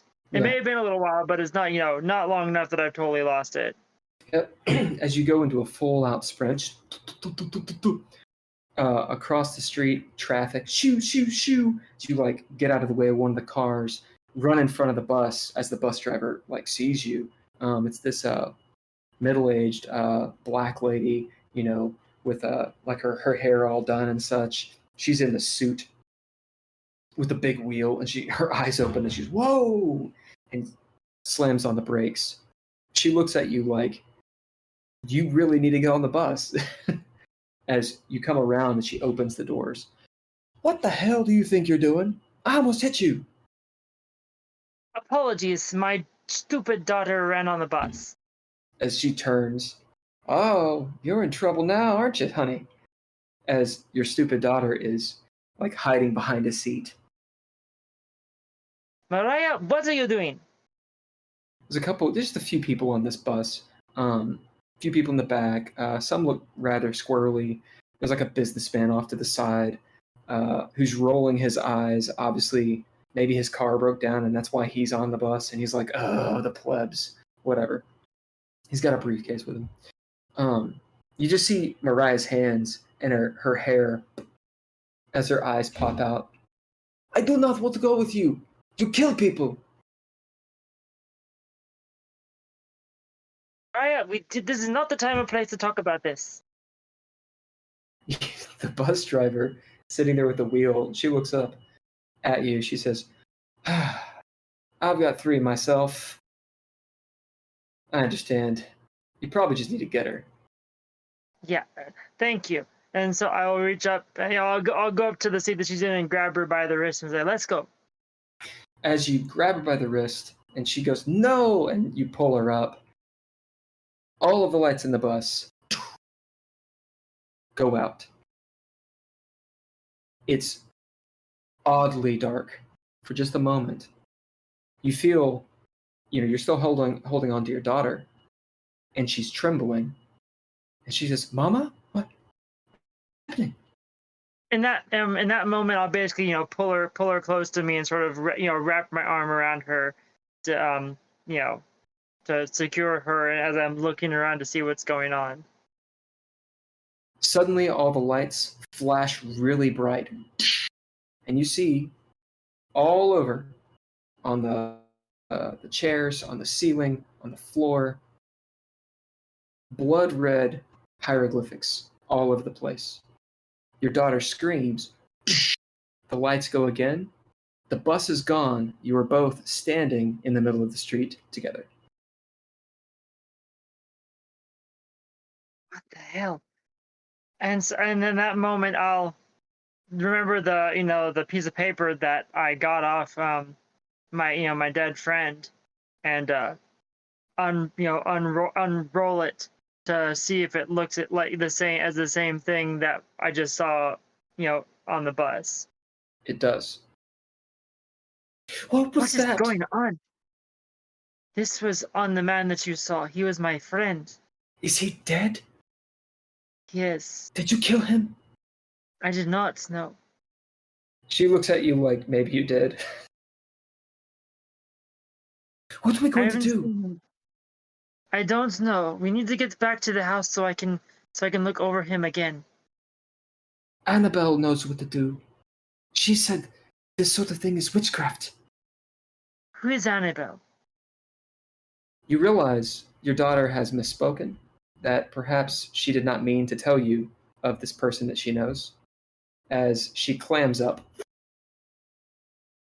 No one. No. This is not the time for this. Way too many weird things are happening. I need to know. Are you going back to the place, or where are you going? Or are you standing in the middle of the street? At this point, I'll hold her, wrist and start saying, we need to get back to the house, first and foremost. I don't want to go there. There's a dead man. As you see, a couple people are walking by, and they kind of like look and keep on walking. I understand, but it is the only way we are going to figure this out.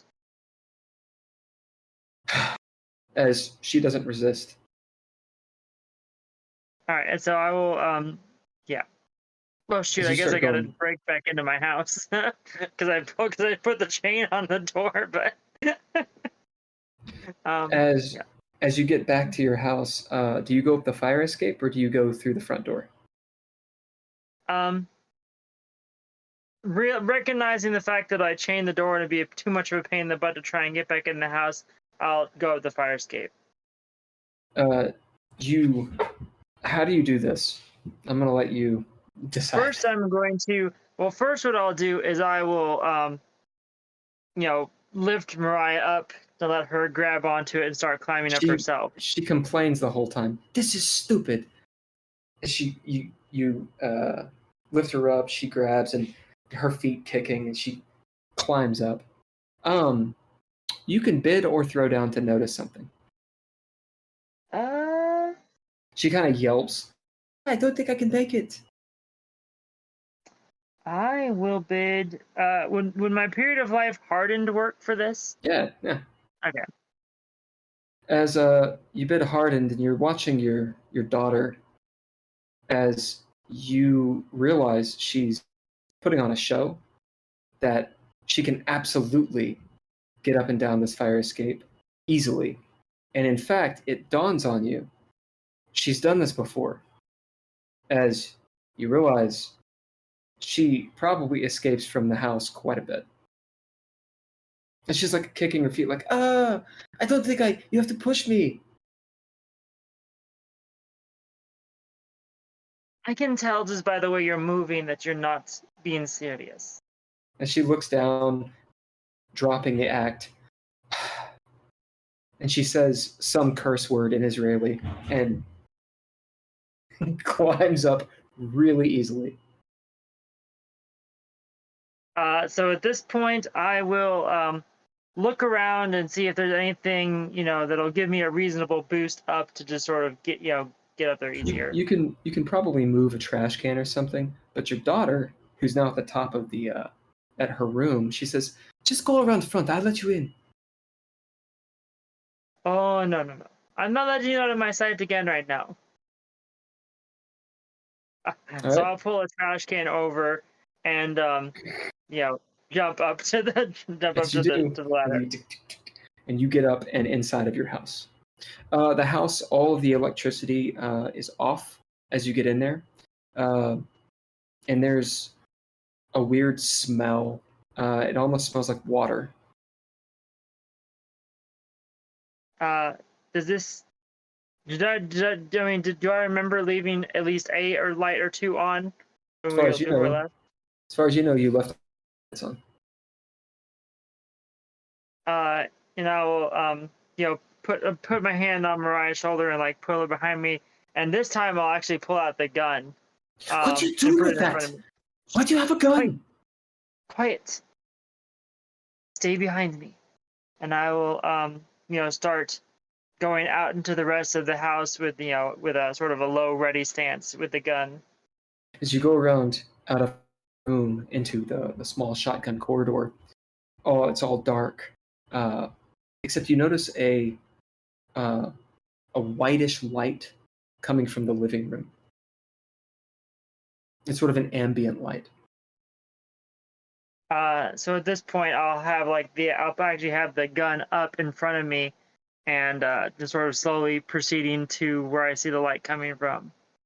As you go around the corner, you see that it's coming from the television, which is on despite everything else being off. It's just static. I'll look. So the kitchen was connected to the living room, yeah? Yeah. So I'll look, in the kitchen and see if my friend's body is still in there. As you look in there, you hear your daughter gasp behind you. As you look in the kitchen, there's just a pool of blood, but no body. There's footprints that walk past you. You see the bloody footprints. As you turn and look, and you see Cloyce standing at the doorway. As he looks up, his eyes glow with this bluish tint. As your daughter lets out a scream, what do you do? I will actually, push her further away and point the gun at him. What is going on? You know when you turn on the TV and the volume is really loud, but you thought it was like on mute? Yeah. How it like scares the shit out of you. Music, this soulful jazz music, blares out of the TV so hard that it rattles plates in your kitchen. At the same time, all the lights come on, Cloyce's body falls to the ground, crumpled in a heap. Mariah is holding her ears, screaming, and then all is quiet. At this point, I'll go to his body, or go to his, his form again, and put my hand to his throat to make sure he's like, he's dead. You put your hand on his throat. He's just kind of warm. You can tell his body's dead. As you hear doom, doom, doom, doom, doom, doom, doom, doom, doom on the front door. What's going on in there? At this point, we will take a short break. Oh, Little Gotham wants to know, does the bus driver have 3 children or 3 kills? Damn, that's fair. Little Gotham will get a narrative point. Or 3 Ralph. All right, we'll take a how about a 10-minute break? And Ken, if you want, just keep it streaming. If you want to play some music or something, or whatever. We can also sit and talk. It's cool. I'm just gonna get some water, use the bathroom, and all that good stuff. So Cool. right now it's 9:15. We'll start back at 9:25. Yep. Sounds good. All right, and I'll be here. I'm just gonna do this and then come back. Cool. All right.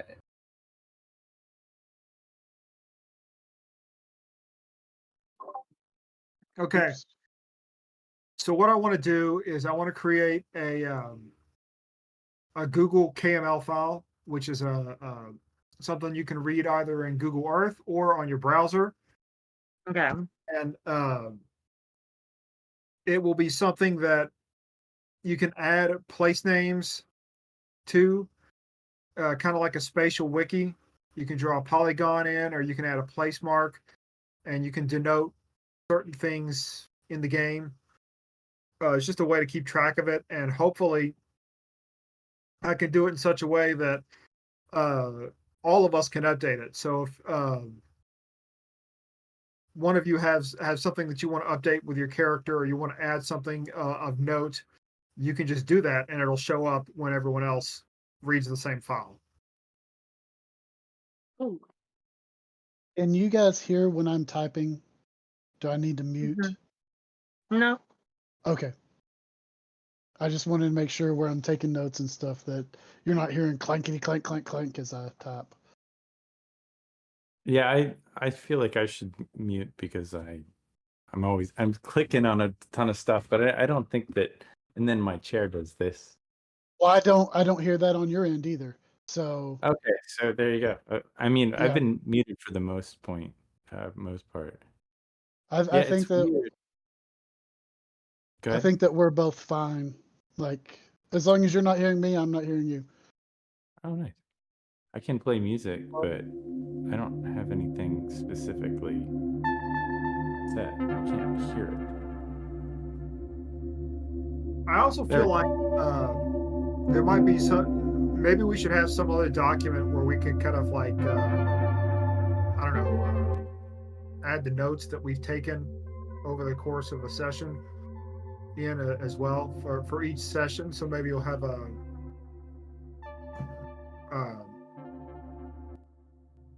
session, and then you'll have an entry by each player what they saw, and I don't know. We can just sort of keep track of it that way. Sounds If good. you want, I can look into that. Yeah, if anybody wants to pick out some music that's not copyright, I know that. Well, Bill has ideas, but it's weird. I'm like, I can hear the music. I'm playing the music. People on Twitch can hear the music, but I don't know how to make it so you guys could hear the music. Yeah. It's kind of like I don't know. I'm not. Catch it on Twitch or YouTube or wherever he posts it. Yeah. It's Let me see here.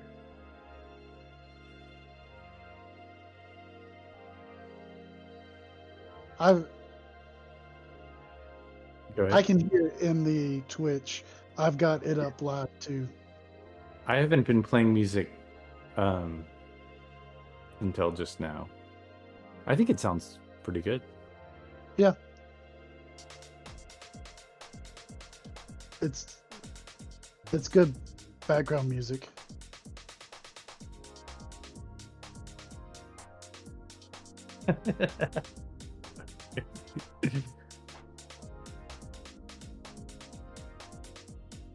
It's hard for me to listen to it and then talk and then listen to everything I just said a few seconds ago. Delay. Yeah. It's weird. Because I hear it's a stutter. There's a time every time I say a word. So it's hard to monitor. It's hard to monitor that stuff. I don't know think how we- Dav did it. What were you gonna say? Oh, I said I don't know how Dav did it because he used to do that in the old game because he had the Twitch going and he listened to it.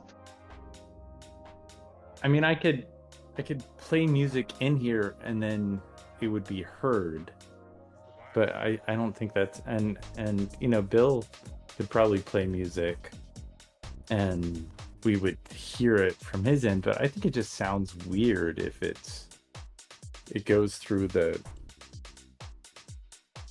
microphones or whatever. He might be able to play something and share his desktop. Well, I think True that. if we have like some sort of low ambient music for the stream itself, and then like, because technically we can all, as long as we have headsets, we could just listen to whatever we wanted to in the background through our browser. But so that way it could be different. Or if we did like a 3-hour playlist, and so when we started, we just listened to the 3-hour playlist ourselves, and then have that as the ambient in the back of the stream. Sure. And that would be the easiest thing if we just did like a YouTube copyright free playlist or whatever. Right. We got the bleeps and bloops. I have the music turned down as low as possible, and I'm worried that it's too high, but I feel like it sounds nice. Let me see. Bleepy bloop. So, Will, I survived my first PM session. Oh yeah. How did it go? It went fine. It went a little wacky towards the end, and it's definitely gonna be like a couple session game. Like, well, I mean, we only have 2 more sessions we could do, but it ended up with a character like I got pulled into a scene that like I just sort of made up on the fly, with an information broker character, and one of the guys is a species called the Zeltron, and they have like these pheromones that they can get people to make them feel good, like, and make them more pliable to give information. And one of the characters was a Jawa, and it became a weird jacking off scene where like the Jawa was fascinated by the thing that was happening, so they touched it, and then the guy was already primed, so the gun went off, so to speak. It's just, like, this is where we're going with this today. It's cool. Nice. Was this at the Ren Fair? Yes. Yep. Yeah, I ended up having 6 people Awesome. playing. Yeah, so it was, That's it was a awesome. lot of fun. And obviously, like, because pretty much everybody there was creating a character in DreadLore for the first time, so admittedly, the character creation took a lot longer than I would have liked, but Yeah. If you want some materials, if you're going to continue running that, Nigel wrote a bunch of source material for DreadLore for the Star Wars setting, and it's really solid. A bunch of abilities and how the Force works and everything. So if you if you want any of that stuff, you don't have to use it. You know, if you have your own, then that's fine. But he really Well, did initially a said lot that I of was work just on it. planning on using it as like a one shot. I kind of just made it up on the fly. Sure. But if I definitely plan to do like more of these kind of things, I'll definitely hit up Nigel for like Sure. the actual information he already worked on. But Yeah, his rules, we essentially play tested the shit out of it for about 2 years, and yeah, it got pretty good. Okay, so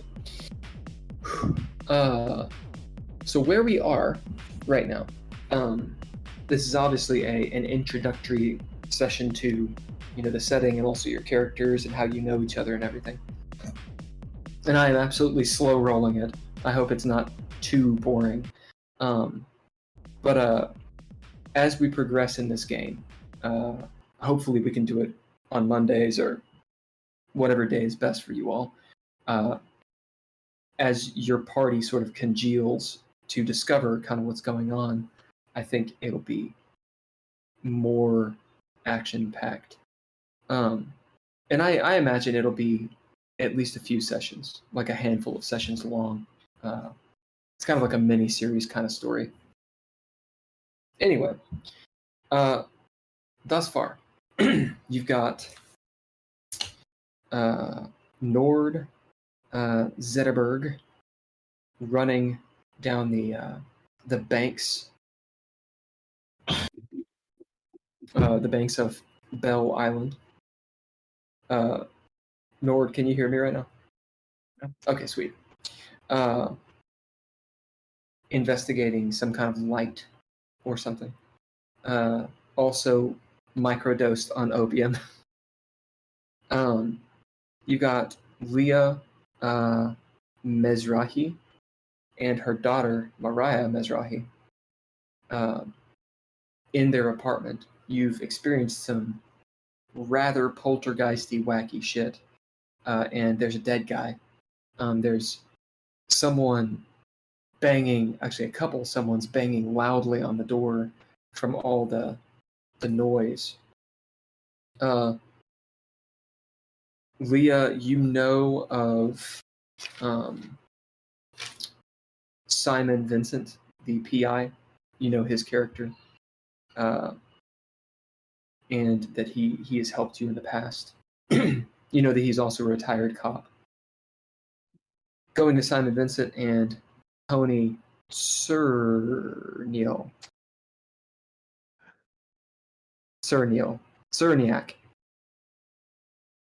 Yeah. Simon and Tony, you know each other just because you're neighbors, and Simon, you know all of these people because you've researched them and snooped on them. Both of you have investigated Rebecca Foster's situation and have experienced, at least Tony has experienced some sort of weirdness that he can't quite explain. And for right now, you have calmed her down. And that's kind of where we are in the story. So you all know, this story will bring you all together. You don't have to stay together, but I will say, if it's a decision between splitting up into individual people or being able to group up, just as the metagame player experience, it's usually better to be in groups because you get more playtime. Otherwise, it's there. You have 4 different scenes versus 2 different scenes or 1 different scene. So it's completely up to you what you want to do. If you want to go solo and Grey Wolf it, totally cool. But keep it in mind. I'm going to spend the rest of the game in Canada. I know. I hate you.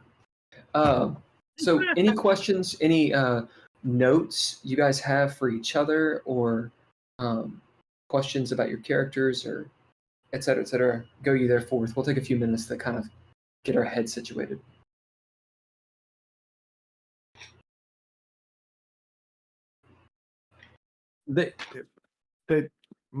My questions are mostly about the game and like traits and gifts, and I'm still just confused about those things.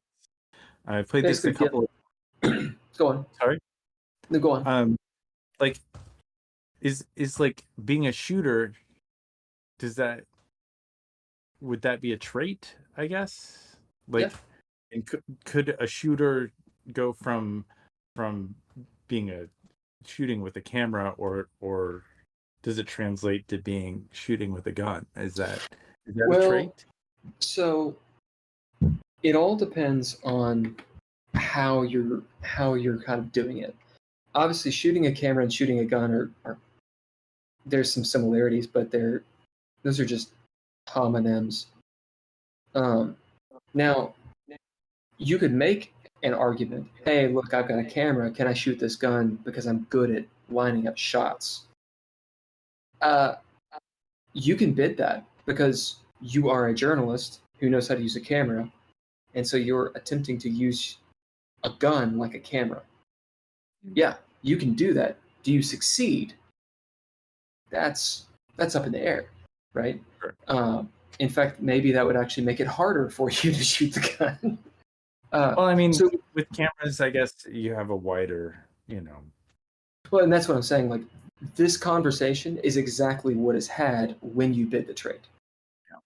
Now, what the obvious idea is, if you have camera type traits, those are not pistol type traits, right? You can bid a trait to do anything so long as it makes sense, so long as you can argue it, and then it's up to the arbiter to decide how that plays out. Now, for your gifts are just traits that are given by backgrounds. Some gifts, specifically the ones that are in the book, do other things. Like they might give you an extra point of cunning or something, or they might say, "Oh, well, you can breathe underwater" or something weird. So they're gifts. They act like traits, but they're gifts. They're a little bit different. One thing about gifts is you cannot advance into them. So you set up your gifts when you set up your character, and that's what they are. Whereas traits, you gain them as you do. Yeah. Okay. Cool. Right. Anything else from the people? Just as an example for mechanics, one of the things that can be confusing for people is when making a character is the titled traits, because there's this idea of, okay, well, I've got a demeanor, I've got a physicality, I don't really know what they are. You can make them up in the game as you do stuff. So are they any different than normal traits? The answer is no, they're not different. The reason that they're there is to give you a framework to build your character. So everyone has a demeanor, everyone has a physicality, everyone has a nature. And so in that way, all the characters have a sort of uniform skeleton, and then you're personalizing everything. Some of the title traits have special things, all that's in the book. Specifically, your focus and your fate. But you can bid them like normal traits. Yeah, I will say one thing. My focus. Well, one thing I don't quite understand how it would factor into bidding it is your tier of play. Like the others are somewhat self-explanatory, but like I don't understand how I would, bid, tier 2 or seasoned or or. So it's called tier 1, 2, 3, and 4. That's actually just for ease to kind of know the power level of a character. Essentially, the arbiter, when they set up the game, they're going to say, okay, to use Dungeons and Dragons terms, you're going to be this level. It's kind of what it is. Because the idea is that a tier 1 coming of age character has fewer resources and can do less than a tier 4 legendary character. And so I can throw, Frankenstein at you at coming of age, and I know that you don't have as much mechanical power, even if we've been playing the game for a long time. You literally cannot do as much as a legendary character, as someone in between. So what it allows the arbiter to do is say, what kind of game is this going to be? And the reason it has a trait associated is if you're coming of age, the story is about you coming of age. If you're seasoned, it means you're past that, you're somewhere in the middle. If you're at heroic, you're heroic characters. You're expected to deal with things like Darth Vader, right? But you're probably not going to win. If you're legendary, you're probably fighting Darth Vader and doing stuff. So Gotcha. there's no hard and fast challenge rating in this game, but there is a way of putting a scope and saying this is what your characters can do. The mechanic behind that is this. On your turn, you bid a trait to do something, and you can throw down if you have to. Like if the threshold is high enough, you have to throw down to see if you succeed or fail or something in between. You can also bid ninja gear to gain extra dice. You can also bid traits to activate your abilities. And those usually give you bonus successes or perhaps something else.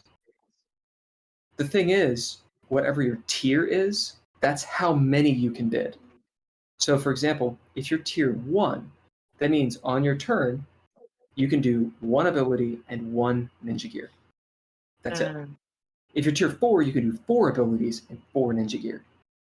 And if you think about it, that's a lot more successes than you could possibly have. So that's the thing. You guys are tier 2. You can do up to 2 abilities and activate up to 2 ninja gear on a turn. That's the mechanic idea. Gotcha. Okay.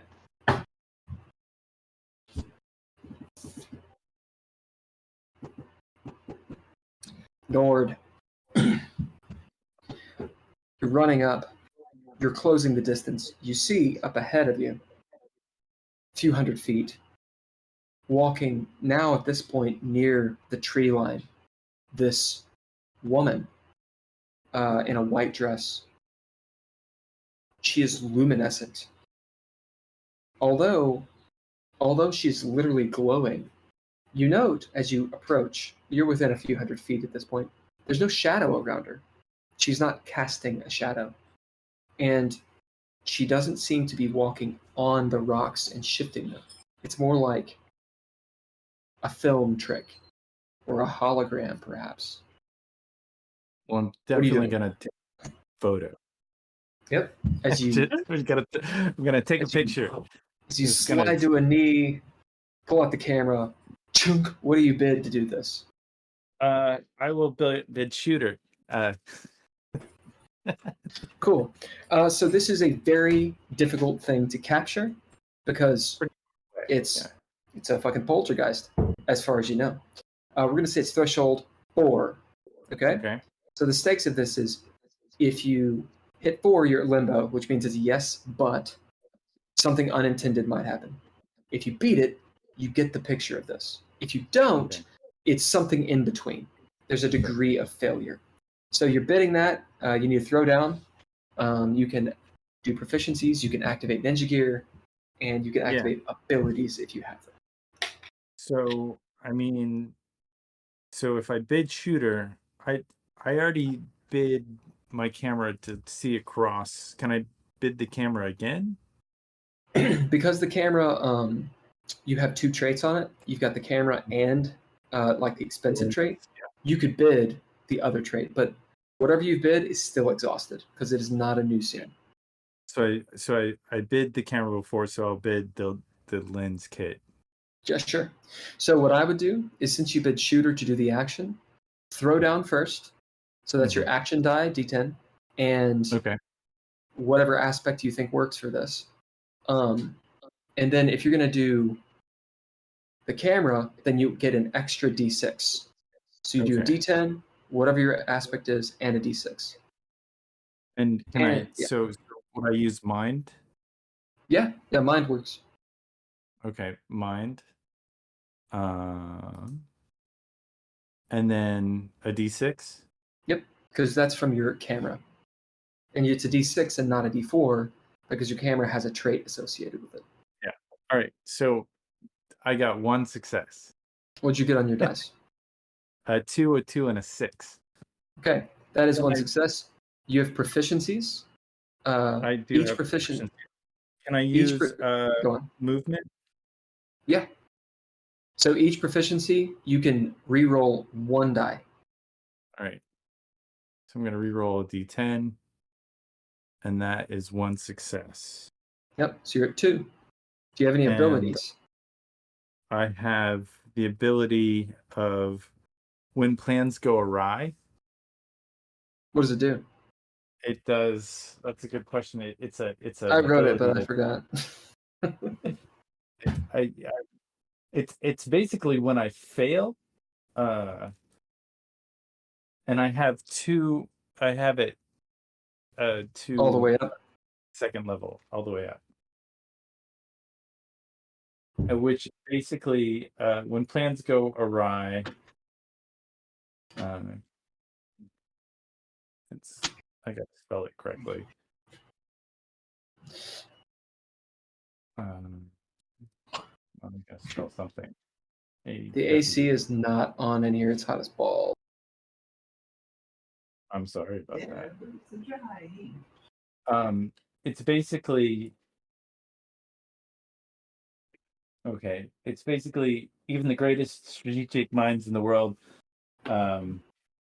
hit a bump in a road. It basically, if I use that, I can change utter failure into normal failure. Yep. So right now you're just at normal failure. You have 2 upgrades that gives you a +2. So Okay. Unless it specifically says it doesn't, which I don't think it does. So right now, if you have 2 successes, you're at 4. Yeah. Which means you're at limbo. So Yeah. if you want to do another proficiency, It says limbo can't be made into a clean success, so I can go to Right. limbo. oh, I see what you're saying. Right. Well, so what you could do is use a proficiency to re-roll your other die, and if you get a Mhm. success, then you'll be out of limbo. Like expression, is that? Yeah, expression would work. Yeah. So Yeah, basically, I what can that power means. Go on. go ahead. No, I don't know what it means, so go ahead. So basically, what that power means is the ability gives you the +2 successes. If it were going to take you past limbo, it would just make it limbo. But if you can do a proficiency to re-roll a die and get past limbo on your own, you can do that. Oh, well, let me just do the proficiency expression. Do it. Do that instead of when plans go right, or I would do both. do I can do both, Yeah. or I have yeah. to? You can do both. All right. Well, let me use the proficiency expression, and Do then to re-roll, and that was a failure. So now I'll use the when plans go right to get Sounds to good. limbo. All right, so you Be are in at limbo. Yeah. Yes, but situation as you slide to a knee like a superhero with a camera. Pull up your camera, raising it. It's one of those 80s cameras, so like the flash goes, right? Oh yeah. But do you want the flash? Well, I would shoot this without a flash if. All right, if as she you has- clamp down on the flash, damn it! And that little moment is the yes, but as she turns, right? And you take the picture, she explodes in light, but not before you got to look at her face. She looked kind of Native American. And as far as you know, you got the picture. There was an explosion of light as you took the picture, though. Well, it's not a digital camera. That doesn't Nope. exist. So You have I no don't idea. know what I got. I mean, You there's hope some you got it. latitude. Film has latitude. I've You're like, got a whack, dark whack, internet. whack, I'm gonna have to take it back home. You got to take it home. You got to Okay. take it to the van, to my little portable dark room. So they're gone. Is there any light left? Nope. Just sort of Can I like go- lightning bugs. all Can I over go the over place. there and Yeah. go over there and check out where they Yeah, were? you go over there. You notice there's a swarm of lightning bugs, like everywhere. They're all over the place, going up into the sky and landing on you and stuff. Can I take a photo of that? Yeah. As you take a couple photos of it. And is there anything in the area on the ground, or? As you look around on the ground, it's just the beach. It doesn't look like anything's been disturbed except for where you've been. Yeah. What about there's- if I? So there's no other lights, and I Nope. think this is over. What if I take a flashlight out and kind of start Sure. shining it? Yeah, as you get your flashlight out, and what do you bid to look around, and what are you looking for? I don't know, just a projector, maybe, or some kind of Yeah. technology What do you bid? that might. I already bid snooping to get there.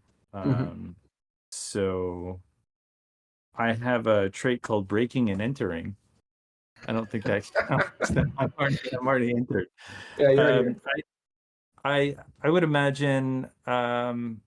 Can I bid report, which is part of my who I am? So I'm a journalist who walks off the path and reports. Can I bid report? Absolutely. As you're looking for details for a not excuses for the reason for all of this, for clues and such, as you have your flashlight out and you're looking around maybe for some sort of projector or something, you don't find any wiring or any cabling, or maybe you look over and at the water. Could have been an optical illusion, something reflecting. There are a lot of lights in the city, and there were a bunch of lightning bugs, but you saw a Native American woman. So these thoughts in your head, as you're searching around with your flashlight, you notice within the tree line, it looks like something like a newspaper, maybe at a high tide, had washed up into the roots of those trees, those outlying trees, and that catches your eye. All right, I'll go to the newspaper and take a look at it. As you get near the tree line, that feeling of being watched increases. Thick canopy. It's very dark in there, save for the lightning bugs. It's cooler. You hear the sounds of wildlife as it's almost enclosing around you. But you're able to get up there and snatch the newspaper. It's a little bit faded. It's been in the water. Do you stay in the trees or do you go back to the beach? And well, if I don't see anything else over there, I mean, if I'm getting an uneasy feeling, I feel like my character kind of heads. There's a towards path. Is there a path? There's a path. It's a very light path. Like, Meaning it's overgrown, but like a goat path kind of thing. In fact, it kind of looks like a goat path. a goat path. I'm Something not animals afraid would of use. getting too lost in here. I'll probably just shove the paper in my pack because I bet it's nothing, and then just kind of follow the path a little bit with the flashlight on. As you got the flashlight on and you're going, you hear this rustling sound every so often. As you come over, maybe you go over a log. This place is wild. You're maybe 100 feet in, very dark. You got your flashlight out. When you look out ahead and you notice amongst the trees and the foliage, it's all overgrown, spiders and shit everywhere. There's a large stone, perhaps 8 or 9 feet, and it's listing to the side. It's sunken in the earth. Brambles are all over it and such.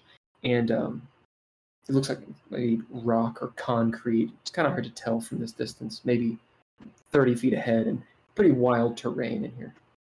So can I used my ability, the Scent of Colors, once to get across the bridge. Can I use it again to kind of Yeah, get you just bid something else. Scent of Colors with an ability you can just activate with a trait. with the like ancient languages. I have a Sure. of knowing kind of ancient languages. Sure. As you bid scent of colors again, you feel kind of like this pressure in your head. It's like a caffeine headache. It's like you know that if you were high, this would be a lot easier. Mhm. But you're kind of riding that microdose. As you're not sure, but there might be drums in the distance. You can't really tell from where.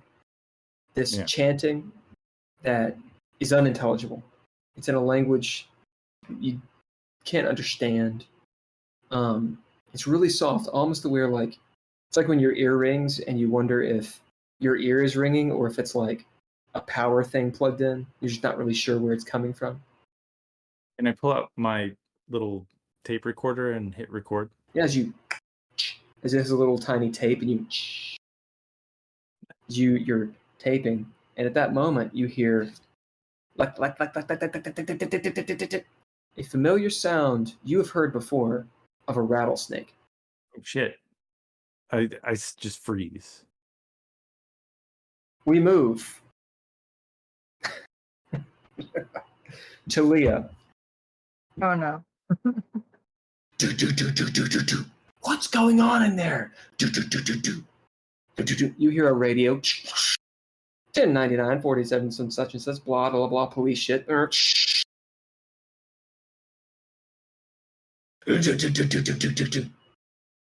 Is there someone in there?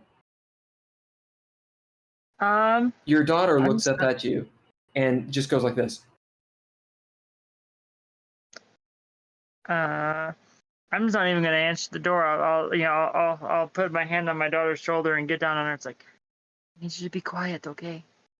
Now your lights are on. Yeah.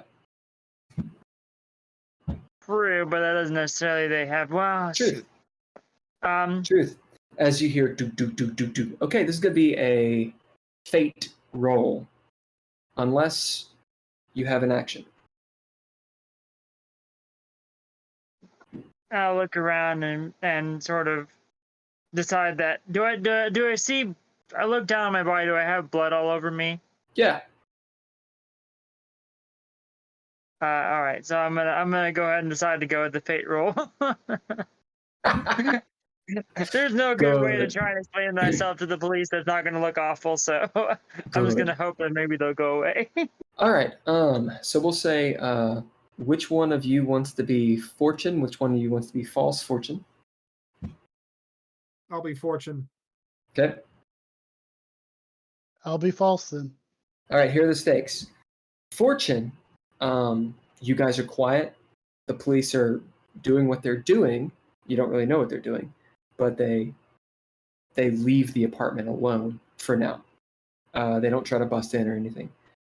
False fortune, they kick the door in, or they begin to kick in the door, or unlock it, or get the manager to do something more reasonable than kicking in the door. The police try to come in. That's false fortune. All right, roll.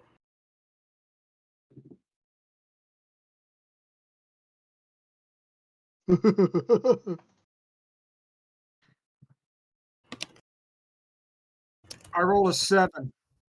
I rolled an 88. Yeah. All right, if somebody wants to spend a proficiency, it doesn't matter what proficiency, both people roll again. I'll And go ahead and anyone can spend do one. that. Okay. I'll go ahead and spend an expression one. All right. Go ahead and roll it again.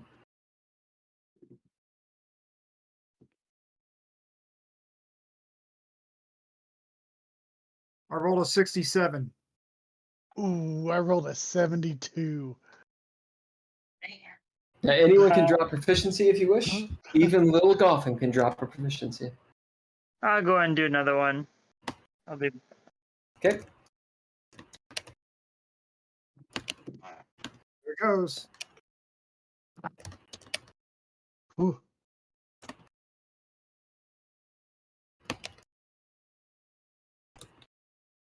What'd you get? 56. 18. Season. All right, I'll do one Oh, more, and then I'm just no. gonna say that this is fate.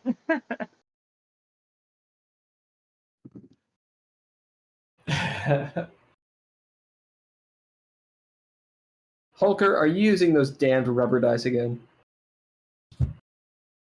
You are, aren't you? No, I'm not. I'm actually using. Oh, nice. they're metal. They're made of metal. These. Yep, do I it. can switch to them if you want. I mean, it's up to you. Yeah. I think it's hilarious. All right, what'd you go all get? Hulker, you want me to go first? Do you want me to roll instead? Can I be one? All right, he's got it. They have to do it. They don't have to do it. I don't. There goes the rubber dice. It's usually fun. Oh, okay.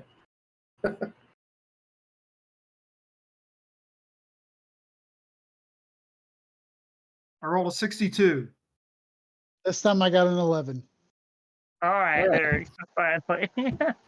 As out front, it seems to take forever as the police are beating on the door, calling for the manager, and you think for a moment that they're going to come in. You do, maybe even you wonder if they're going to bust down the door. The thought crosses your mind: how in the hell what do they even know? As you hear over the radio, we've got a situation over at Bell Island. As some numbers and police talk and chatter, as you hear these two police officers talking, they say, "Nah, they're not home anyway. Probably a prank call." And they turn and walk away. You hear them leaving. Oh, Mm-hmm. there was a disconnect. Fuck. Mariah, you almost caused a really big problem. It's not my fault. You killed a man. I did not kill him. She looks at you. You covered in blood. You have his gun. Did you take his wallet too? Friend. No, but I'm going to check him. Now that I guess he's dead, I don't understand what just happened. How did he move if he's dead? I don't know. But you He's saw all zombie. that. He's zombie. And so at this point, I'll sort of, not dismissingly, but like I need to take care of this. Sort of wave her off, and then flip. Crap, I can't remember his name again. Cloyce. Klaus. So I'll flip him over and basically just start doing like a thorough pat down, trying to find anything else.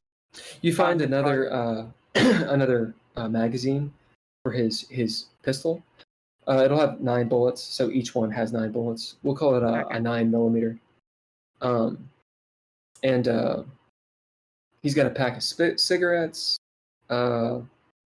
His ID and such is in his wallet. And he'll have, hey Ken, will you roll me a D100? Or excuse me, Nord, will you roll me a D100?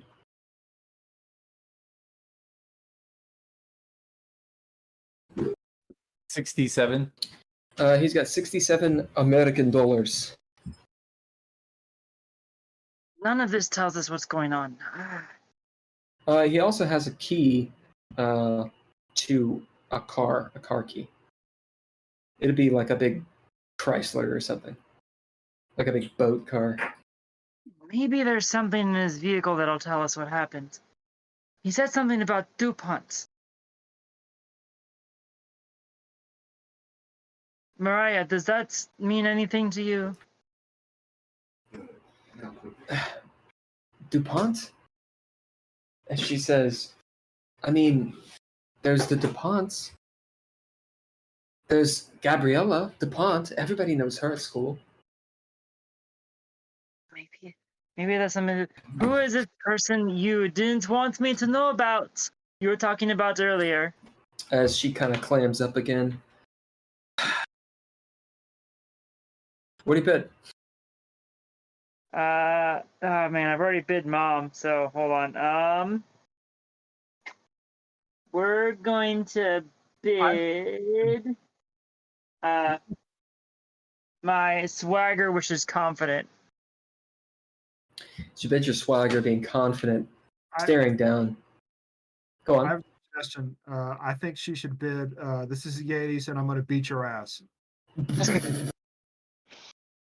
don't have that, but I like it. What do you bid? No, I'll bid my swagger still. As your daughter, who is clearly an old soul and is smarter than she should be, she looks up, seeing your confidence. Annabelle Butte. That's who it is. I've been hanging out with her. And how do you know her? I'm from school. I hang out What with the does she older do? kids now. And what does she do? What do you mean? What does she do? She goes to high school. Okay, well, what does she know about the things we have been experiencing? What do you mean? Well, you mentioned she might know something about all this. She kind of looks around, shifty eyes, and she goes to her room. She's still talking. Annabelle gave me this book, and I've been reading it.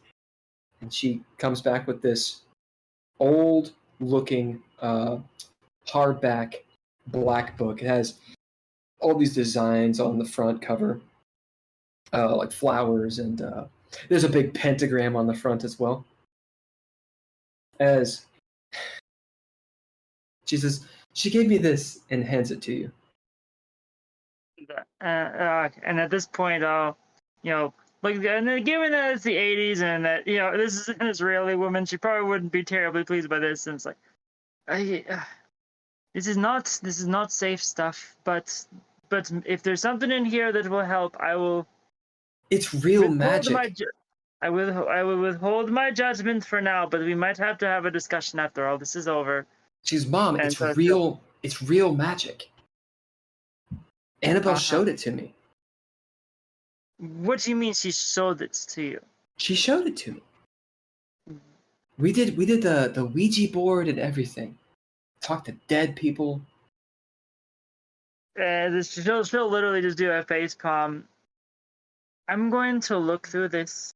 You said that it's something that the symbols look familiar. They look like maybe something in this book. Well, I mean, maybe, but you shouldn't do it alone. That's what Annabelle said. You can't ever do it alone.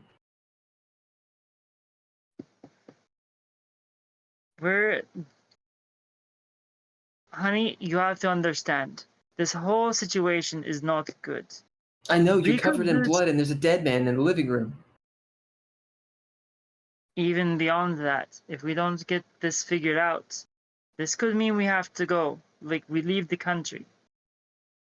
Wouldn't be the first time. That wasn't my fault either. Well, how are we going to get this dead guy out of here?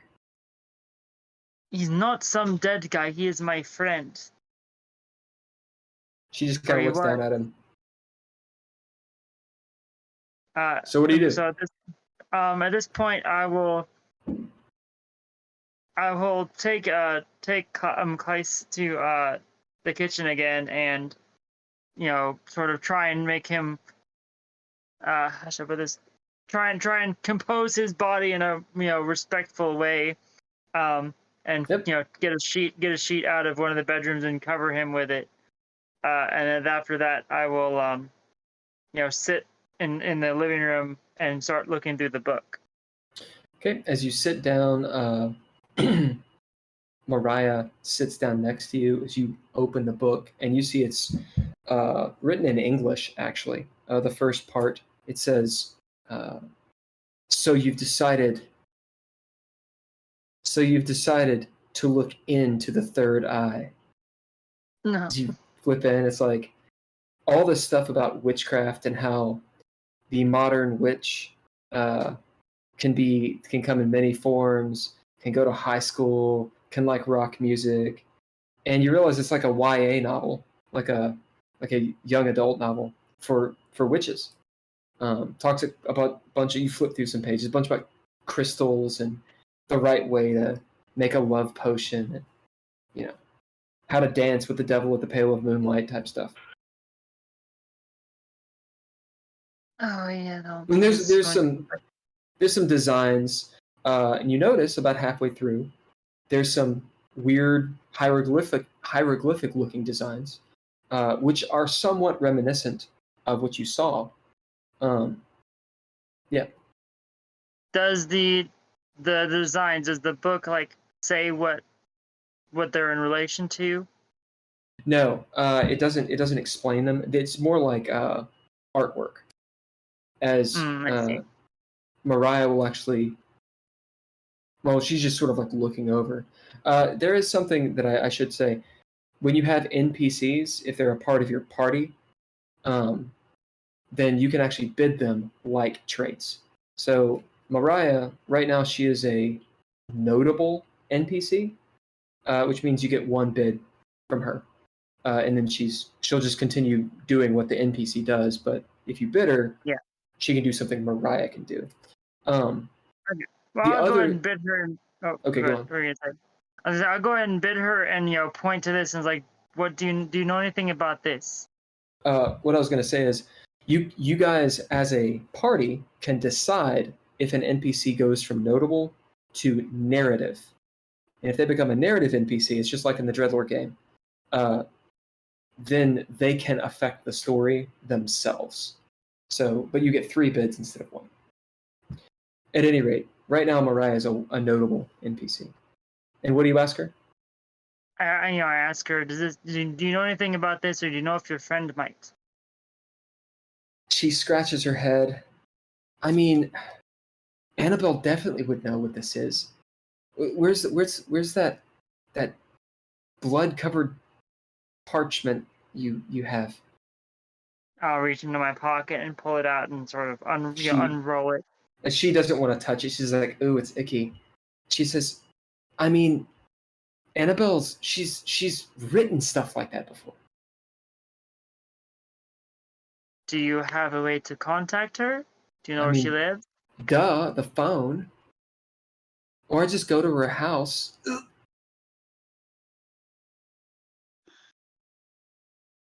We will go to her house. We will lock up. We will make sure we will go down the ladder again, okay? Since that seems to be something they're used to. She just rolls her eyes. Don't you know any other grown-ups? I mean, that can help you with this? What about that detective guy? I might ask him, but I don't know many people who are involved in this kind of stuff.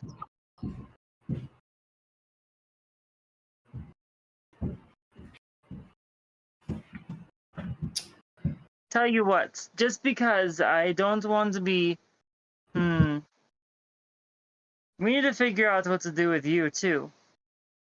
This is clearly not safe. On that note, as she rolls her eyes, we flip back to Tony and Simon. What do you guys? The action is on you. What are you all doing?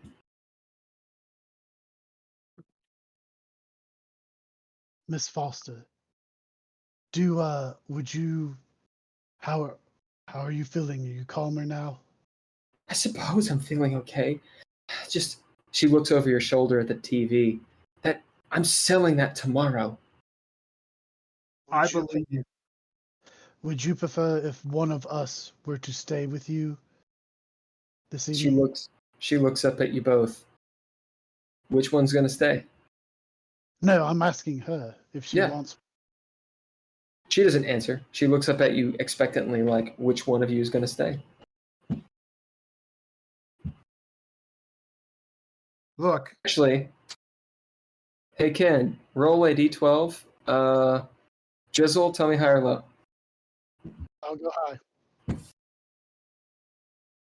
It's a low. Got a 3. She looks up at you both and goes, and a smile kind of creeps across her face. Well, both.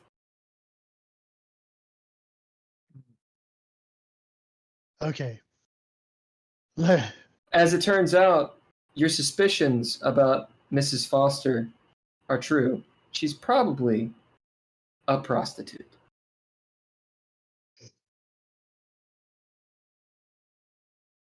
Well, let me go back and get my pants. I've been in my boxers this whole time. So you'll have a pip for that. Are you both going to stay? I will stay, but in about 4 hours or so, I think I have a shift. So, Miss Foster, go ahead and lay down, get some rest. Tony and I will get this cleaned up out here. We will sleep out here. If you need us, we're right here. She smiles and gives you a hug, and Tony, she kisses you on the cheek. She whispers in your ear as she leaves, "Thanks, Father," as she goes back to her room and shuts the door. Tony, if you would start cleaning this up, I'm going to grab my pants real quick and be right back. You're going to come back and help me. Oh, yes, I will help you. Okay, all right. I know where So you live. so you guys clean up the apartment. Yep. All right. We- And what are you doing? We try and clean it up, like Pulp Fiction style. Is the mug, is it like a special mug or is it just a generic mug? It's a like a not forged. What do you call them? In a kiln, fired mug. Ceramic. Yeah. Well, does it look sentimental or does it look just like a mug she bought at the dollar store? It'll be a dollar store mug. Okay, then I'm gonna throw it away. If it's sentimental, I may try to glue it back together, but Nope. okay. So I throw it away. So Tony, you said you saw some stuff in the kitchen? Yes, I saw some runes or some weird writing just sort of appear and then disappear. I'm gonna go into the kitchen and After the I door, will bid detective, and I'll look at the cabinets to see if I can notice anything. As you go in and you bid detective, how do you specifically look around? Obviously, you just look around, but how do you specifically look around? So was it on all the cabinets in here?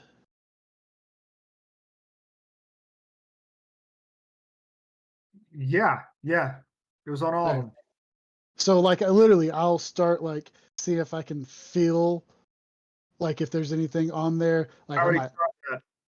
licking my thumb and rubbing to see if anything smears. As you do that, you don't find anything, except for when you lick your thumb, it does taste mildly of copper or of blood. But other than that, you don't find anything. The place is actually pretty clean considering where you all live. It's about that time you hear a ringing, ring, ring, ring, ring, ring, from a cord phone from your apartment.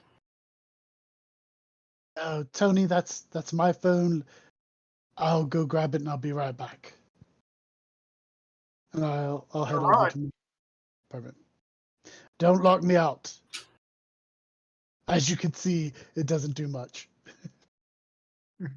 As you get to your phone, it'll be one of those those Mickey Mouse phones.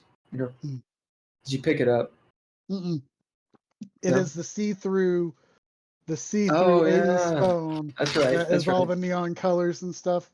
Yeah. As you pick it up, and you see all the devices, gadgets move inside. Hello. Simon Vincent here. Simon, this is Idaway. You know who this is. Duck Idaway is a detective on the Detroit police force. He's an older guy. You've worked with him before. He's obsessive like you are, and specifically, he's a homicide detective. Is Highway? Glad you're still up and not drunk. Well, we've had some commotion go on over here. Yeah, I bet. That part of town. Well, So, you working any cases right now? just some infidelity that's not happening, so nothing big. Well, good for me then. I've got a case that maybe you could help me out with. We doing standard advisor rates for the police force, or is this you hiring me? How much is it this time? But if you're hiring me, it's 40. It's a police force, let's go 60 a week. Plus expenses. Looks like I'm hiring you then.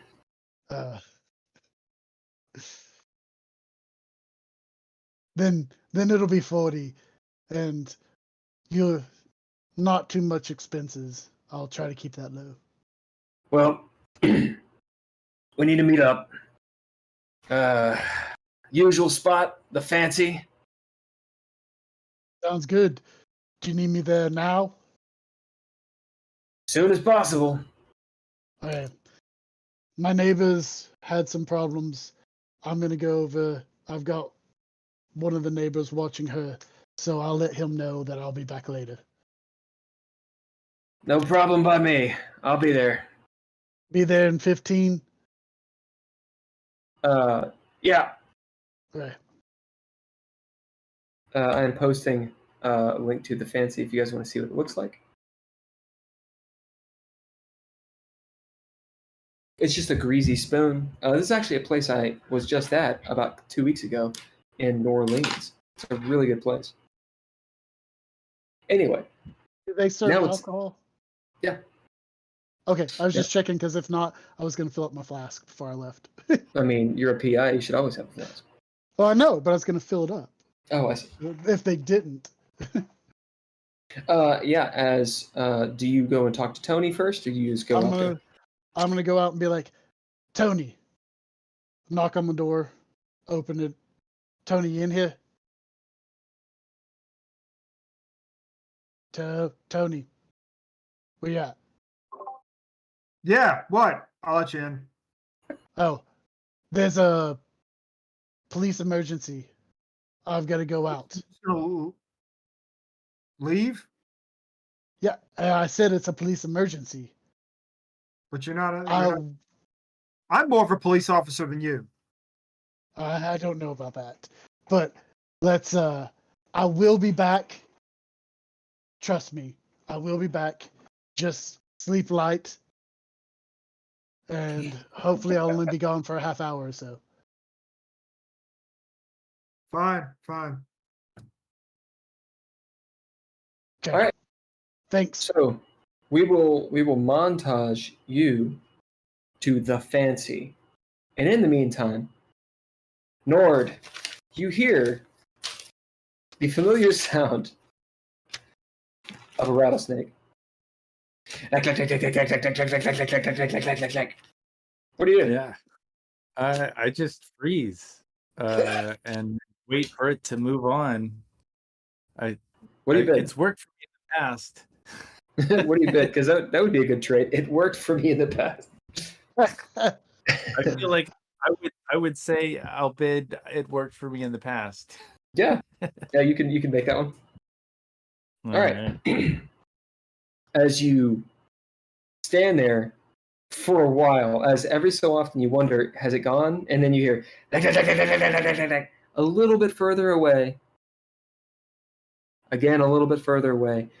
You guess you've probably been out here for like 30 minutes. I'll wait. As the rattlesnake you think is probably gone. Did What are I you see doing? which way they went? No, The rattlesnake. no, Are the no. You drums heard it. still? No, I mean, did I hear which way it went? I guess. it went back into the forest somewhere. Okay. It's in the underbrush. It's hard to tell. And well, we will say this though, since you made a bid, you heard more than one. Oh shit! Like, and they're in the forest. Yeah, They're- I'll probably back out Yeah, a as little bit. you back out, you get out onto the beach again. All right, and I don't see anything else special. Did the drums kind of die down, or are they Yeah. still happening? Pretty much when the rattlesnake went off, the drums were gone. Okay. Well, I will probably go back to my vehicle and maybe find a diner somewhere and get a cup of coffee because I'll have a late night, processing these photos that I may or may not have taken. As you make your way back across the bridge, slowly this time, you don't have to bid for it. You see next to your van a police car Oh shit. Well, With I'm a not light- gonna go. with a light Go on ahead. it. Yeah. And you see a couple cops. One is looking in the windows. One is walking around it, and he's got his light on. And he's flashing it around. We'll I'm say that gonna- you're like on Bell Island on that side of the bridge, which is a Oh. good 500. Let's see, it's about 1,000 feet away. Okay, I'll walk back, maybe towards civilization. Is there a coffee shop nearby? Well, you gotta. Where did you park your van? I just probably right at the end of the bridge. All right. So is there in so a how do parking spot? Oh, in a parking spot. So how do you Yeah. get past the cops? Yeah. Well, I mean, if they're looking at the van, how far away is the bridge from the parking spot? It's a good question. Let's say it's a high or low roll. So, Drizzle, would you like to roll a D10 or a D12, whatever? And don't tell me what the result is. Can you say high or low, and here are the stakes? If you get it, then the parking spot is far enough away to where you can pretty easily just get by. If Sure. it's wrong, it's right there. Okay. I'll say low. 7 out of 12, so it's high. You can do Well, proficiency if you want, I'll just and you can bid walk to try to by- get around them. I'll just walk by like everything's normal. You fly casually. And if I need to bid, I'll bid yellow journalism, which Yeah, is they absolutely turn. Seeing you get about halfway past the truck as one goes, Yeah. hey, you! As the light goes to your face. yeah. Is this your van? Howdy. No, this is not my van. Why would you think this is my van? I was just on an evening walk, officer. I'm a journalist. As you can see by this fancy camera that I have, I saw something on the island, and it was You walk all the very- way down here from town? well, I mean, you just walk sometimes. I like to walk. As you can see, I'm covered in mud. I'm a fan of this city life. It's pretty tough. Sometimes you just gotta get Get the out. hell and out take- of here. As he turns around and continues looking at the van. I'm gonna walk down the street and watch them and see what they do to the van. Right. So they look around at the van and such. They take down the license plate number. You can't really hear them. You just hear their radio squawking as after 15, 20 minutes, they get in their cruiser and drive away. Oh, cool. Well, I'll go back to the van and I'll go to a coffee shop. Whatever's All right. close by. All right, as you jump in the van, take off, and you get to, at this point, it's probably 11 o'clock, 11:30. A lot's closed down. So you go to the fancy cafe.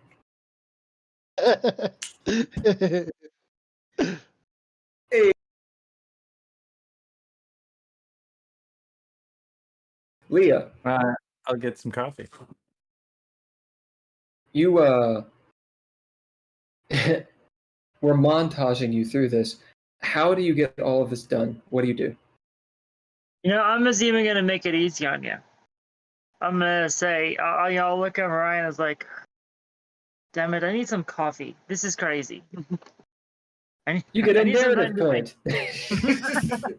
Do you take a shower first? Yeah, I'm gonna go take a shower and change my clothes. All right, you do all of that. We montage to where everyone is at the same place, the fancy, except for Tony. Oh, Tony. Poor Tony. As there, this is called. It's not called an arbiter intervention, but I'm gonna coin that term. Tony, you're sitting there. You've cleaned up the apartment a little bit. You've done more than Simon did, definitely. As you're kind of settling down into this couch, which is a little bit too small for you, there's something that's in your back. It's maybe you don't know what it is. Maybe it's like the remote control or something. But there's something that's making it so that you can't sleep right. As you search around and find this, it kind of looks like a little statue of a Buddha, but it's not a Buddha. It's not like the big fat man who's smiling. Oh no. It kind of looks like the cross between a dragon, like dragon's body, and a woman's head that has these wings folded back. And it's made of some kind of stone. The stone it's got red and white striations in it. It's about palm sized. Smells like incense and stuff. I need Simon to come back and identify. Wrong game. Yeah.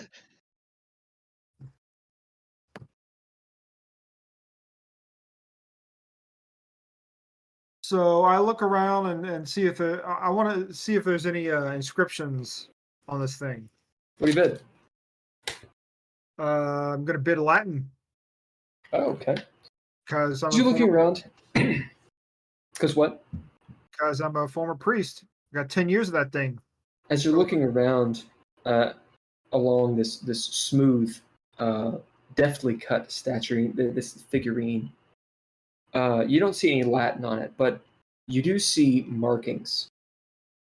And because you bid, your ecclesiastic background, you know that they're demonic in nature. They're probably not biblical, but they're in some of the the scrolls that didn't make the cut. Apocryphal. Yeah. As you'll get a pip for that. Thank you. As you can tell, it's apocryphal, and it looks like they look similar. The writings you saw was just a flash, but it does seem familiar. You're not 100% sure. About that time, the bedroom door opens. You see Miss Foster come out. She's in this linen robe, flowers like dragons, and lingerie. As you get a peek inside of her room, the bed is like made in velvet. There's candles. And she sachets out. Oh, Tony. Where's your friend? He left. Did he? Right back. So we're all alone? As she comes over and sits down on the couch. Yes, we are. What are you doing with the figurine? That's not foreplay. What are you doing with it? I say, hey, I found this figurine on your couch. As she's like, oh, let me see that. As she turns and looks, you can bid or throw down to notice something. I will bid border guard, because my job is to actually notice a lot of stuff, as much as I can, about people who are trying to get in. He's going to guard her southern border. You'll get a pip. As she kind of pauses for a second, you can tell she hesitates, but she's really good at playing it off. As she says, oh, let me see that. Do you give it to her? Yeah. Okay. Of course. As she takes the figurine. So where'd Simon go? I don't know. You know what I could really use right now? As she looks longingly in your eyes. What's that? A cup of coffee. Okay. You want me to go back into the kitchen? No, let's go out. As she goes back into the room, blows out the candles, giggles to herself, changes clothes, and you all go to the fancy. Okay, this is the last encounter. This will be a new scene. So, since it's a new scene, that means you regain all of your exhausted traits. Yeah.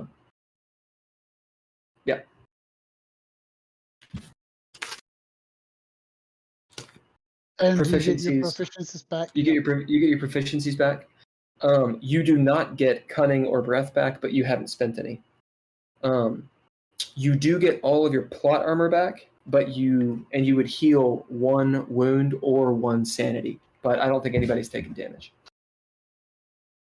Okay. We montage all of you to the fancy, this greasy spoon that you all know. You've been here before. As you each walk in at different times, maybe, you realize that you're all here. If you don't know each other, you have definitely seen each other before. And as it turns out, all of you are the only ones in the fancy. It's about midnight at this point. The waitress on duty is she's got a dark-haired woman. She's thin. Red-haired woman. She's thin. She has this necklace that has 2 or 3 crystals. One's clear, one's black, and one's blue. This is nice little jewelry. She has rings on her fingers. In her 40s. Her name is Eunice. And she's got like the little cursive name tag, Eunice. She'll have the old, 1950s diner look. So the dress that has pinstripes and like these little pauldrons and an apron. Yeah. As Eunice has gone to a couple of your tables, whoever got there first, we'll say it's we'll say Tony and Duck. You guys were there first. Then it was Simon, right? And then it was. Oh. Then it was Nord, and then the rest of you. So you guys have your coffee and stuff. Eunice just knows Nord as you walk in. She sets the coffee cup down, pours the coffee. I will What'll it be, grab hon? her arm. You do. I'll grab her arm, and you wouldn't believe what I saw. I know, tonight. hon. I know. She's Well, like tapping, seriously, you're tapping. Unbelievable. It's incredible. There was this woman on the island, and she was A like, woman on the island this time. Oh, Yeah. You want some eggs with that woman on the island? all the sparkles were everywhere. There was sparkles. You've been hitting the sauce again, Nord. As you all hear this, Simon Duck doesn't seem to notice. He's not paying attention. he's kind of brooding over his coffee, and you guys haven't ordered yet. He's got this notepad, old sweaty Eddie Valiant style notepad, and he's writing. He'll be left-handed, so the ink is all down this side as he writes over the ink and such. I feel attacked. And if anybody, anyway, it's a thing that left-handed people have to deal with. So he's sitting there doing it, and he's hunched up. Yeah, I'll tell you everything in just a second. I'm on to something, okay? As you hear Nord ranting and raving, ding, ding, ding. The rest of you walk in. You're all sitting there. You're all hearing this. There's a feeling in the air of, is this coincidence? I'm going to get some water. You all talk amongst yourselves. You're all there. If you don't want to talk, you don't have to talk. But there you go. I definitely want to tell the server. I wanted to tell the server that I didn't see any hieroglyphics because it's something I'd seen before. Simon, that's convenient. I was actually going to look for you not too long ago. Well, we're here now. Tony, what are you and Miss Foster doing here? Miss Foster sits down. Eunice, I would like the usual. She says, bacon, and eggs. No problem. As she kind of shoves Nord off. Yeah, hun, I know. Tell me all about it here in a second. No hieroglyphics this You want time. the Weird. the hieroglyphics, whatever things. Okay. Do you want some sausage? I'm gonna need extra coffee. I'm gonna be typing all night long. This is incredible. It's a find. Do you need a pancake? No, just You coffee. need to eat. Just You need to eat flat something, coffee. okay? No. I'm gonna food, eat just pancakes after this game. You should have a pancake right now. pancakes. No waffles. No waffles. All right, fine. Just coffee for you. Okay. Lots of coffee. Lots of milk. You take milk in your coffee. No, just black. You should. Black It hurts your stomach if you don't. No. As she goes and pours you more coffee and walks away. She is talking to Mrs. Foster as this is all happening. You all have heard Nord ranting and raving. If you want, you can, all of you, can bid and or throw down to notice something. I will throw down. I'm going to bid observant. Okay. If you throw down, it'll be your action die, which is a d10, and your wits die. I'll go ahead and bid adaptable. Okay. And Nord, are you going to bid or throw down? I'm gonna bid that I'm so excited about what I just saw that I'm focusing on writing this story. Is that a trait? Yeah, no, it's a goal. It's a minor goal. If I you could bid that. send a story to publication. Yep. So I just have to get all of this Yep. down on the paper.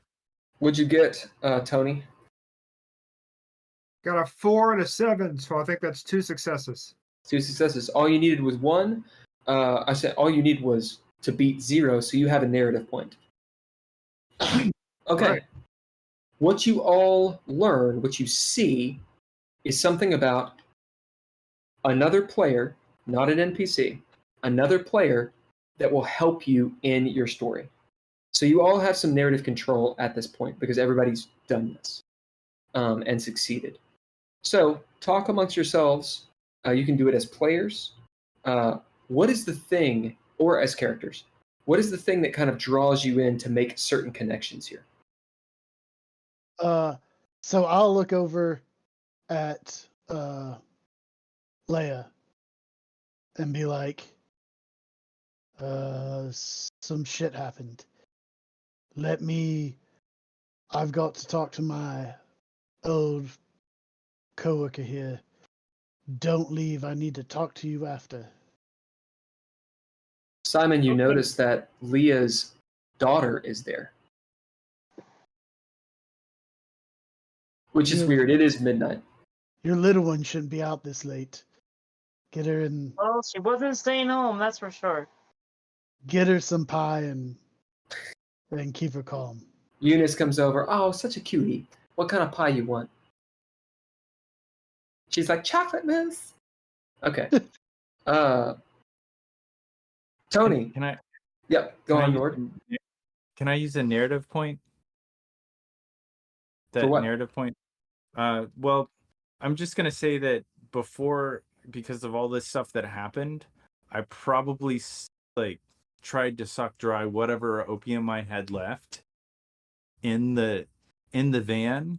So I went into, and I was extremely high, and as soon as the server left, I was probably just muttering to myself, why weren't there any hieroglyphics? I didn't see any of that. Okay, so you would do Over and over and over again.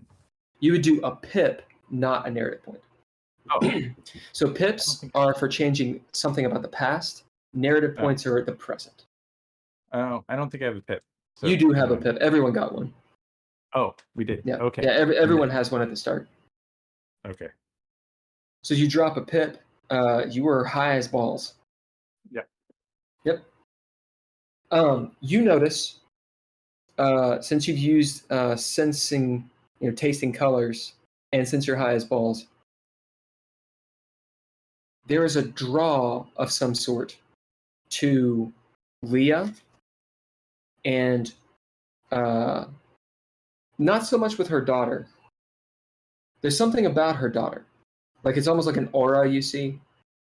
But there's a draw to Leah, as it's almost like the drums are back when you kind of look at her, and then they fade. That's what you will notice. There's some connection. At Leah's daughter, and then like maybe just moving closer and closer, just slowly. Mariah looks up at you, Leah, says, Mom, I think that journalist, because that's the thing she got. I think that journalist he's like 2 feet from your table. he's Mom, I think he wants something from you. Can I help you? I don't know what it is, but there's something going on. Like, did anything weird happen to you guys tonight? What's going on? Did you? Why do you want to know? You're going to put it in the newspaper. I just had the wildest night. I experienced something I've never seen this before, and I don't think this stuff just happens once to one person. It's like there's a magic in the air, and you guys are Eunice comes up and interrupts you. She takes her necklace. She's got like one of the crystals in it. It's the black one.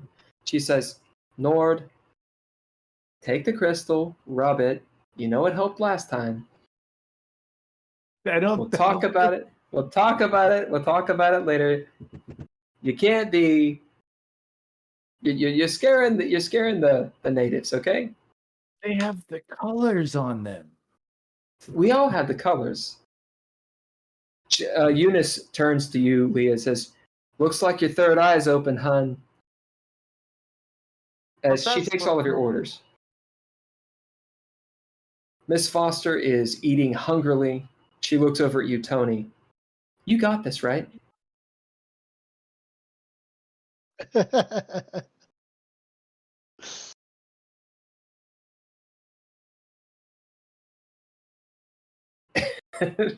She nods, accepting this as validation. All right, it's about that time. Duck, Idaway, looks up. All right, he's not noticed any of this. He looks up at you, Simon. All right, so I'm pretty close this time to finding the girl and her killer. You know that Gabriella chick? Yeah. He the one nods. that's gone missing. Yeah. Yeah. I think she was the next one.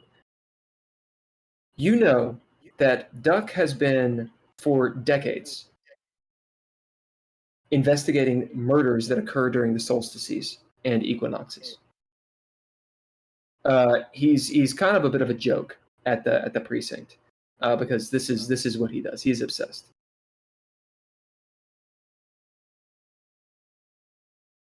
So you've got a line on him? I don't actually know where she is, but it all adds up. Didn't you see the moon tonight? It's happening again. He kind of looks over his shoulder at Nord. What, wacko? Do I know how long the equinox is from today? A couple days. Couple days. Equinox is close. Do you have what do you need me for? He looks around, seeing all of you for the first time, it seems. The hell did you all come from? You can tell he is paranoid. I've been here for a minute to give you my coffee. Yeah, well, keep your eyes on your coffee. You want to move back a booth or two? When I heard looks the around. equinox, can I ask when I hear the equinox, it's like, yeah, the times of solstice, there's always a change and feeling and the spirits of the dead What do you bid? can rise. I'm going to bid oh gosh, what do I have in here? I got so many things. Can I bid ancient languages? Yeah. As maybe you even say a couple words. Yeah. Gobbledygook. As the Sumerians and the Red the Writ, Aztecs. It's the Aztecs. As he looks. Yeah, you come over here too. I might. Do you know this guy, Simon? I don't. I know he's a journalist, but I don't know him. The Journalist. other two do kind of know. Huh. I write for the National Enquirer adjacent. Seems a little awkward that we'd all be here the same night by coinky dink. Does anybody He turns seen any- around. Yeah, he turns around. Eunice. She turns, yeah. Do you mind locking the door for a second? She kind of gives him an eye, but then goes and does it. All right. So I'm a detective. Detective Idaway. Just gotta know, has anything strange gone on in your evenings?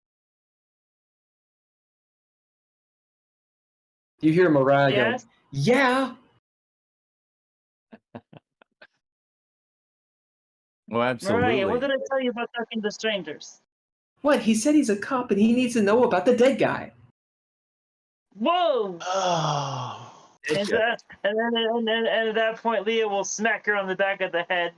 If you wish, you can spend a narrative point to stop her from saying that. No, I'm just gonna smack her on the back of the head. And she's like, ah! All right. Everyone else? You see the NPCs kind of nod. Eunice goes, I mean, now that you say it, some weird stuff has been happening in the kitchen. And that is where we're going to end. Hell yeah. Any last words? Were you going to say something, Drizzle? I was going to say to Detective Idaway, nothing that couldn't be rationalized. It can always be rationalized, Simon. All right, and that is where we're going to end. Asa! So all of you will get one advancement. So have it spent by the next game. Remember, you can get a trait, you can get a proficiency, you can get an ability or an upgrade. You can add a trait to your ninja gear. It's called Folding the Story. Everyone will have at least one pip. So if you don't, then you have a pip. And the next time we play, we'll all be in this thing. We'll start in the montage, and we'll actually start going from here. If you wish to discuss stuff on the Discord chat on the Red Writ in character, then go ahead. It's perfectly fine. Since you're all in the game, you can read it and rock and roll. But we'll start the game in this montage. Any questions? So since I used my trait, do I get it back in this montage? Or Yeah. is it, After the montage, we will it'll be have. cleared? Well, no, it's when the new Oh. scene happens. But it will be a new scene when we start the next game. Okay. So you'll get all your stuff back. Okay, is next Monday cool for you, or is everyone okay with that, or is there a day that we need to change it to, or what? I'm good Monday's with next fine for Monday. me. What'd you say, Andrea? I'm good. Yes. Hulk, are you good? Awesome. Ken, thank you so much for doing all the tech, man. I think I was looking at it, and it looks way better. It's just a process. Hopefully we'll get music cued in somehow. There's a Yeah. couple of different ways we can do it. I haven't figured out how to pipe it in yet, but I'm sure that we can do it in time. I can stop the stream anytime. You just say the word. and I'll Yeah, stop just give me it. a second. I was just posting that just to give some props. That Greasy Spoon is actually called Please You, and it's in New Orleans. It's fabulous. So for some reason, if someone watching this is in New Orleans, I say go there. They're very cool. Thank you for Kentucky Fried Dice and Little Gotham for Indeed. hopping on. Indeed, thank you very much. Sorry, I wasn't looking at the stream, the chat. Drizzle, thank you very much for doing that. No problem. Give you another pip for doing it. You've given me too many. Yep. Remember, you can have a total of 5 before you have to drop the load, and you gain a trait. Okay. So you can have a maximum of 5 pips. Narrative points, you can have a bunch, but you should get up to 5 and start spending them. You're supposed to spend them because you're going to be getting them. And then I gave you an advancement tonight. Next games, you guys will probably get XP, but you get those things for completing your minor and major goals. So be sure to have written a minor and major goal down. Those things can change. Just let me know what they are, because the idea is the game goes where your minor and major goals go. And the Gotcha. idea is that the arbiter and the players have the same goals in mind. So we're telling the same story. Sweet. All right. Thank you guys for chilling out this whole time. Yeah. Slow clap for my brother for hanging out this whole time. He's just hanging. He can't hear, so he's just like. No, it's fine. It's good. And congratulations for being in a hot apartment in LA. I mean, it's Yeah, hot in LA. It's, dude. Well, it's been cold all. What is my hair? It's been cold all week. It's like the AC is just not on in here. Yeah, they're skipping on the AC, man. Yeah. Yeah, I know. It's hot. It's hot. All right, guys. I will see you guys. Talk on the Discord, and I'll see you, if I don't, next Monday. Oh yeah. Okay. Bye. Bye. Bye, everybody.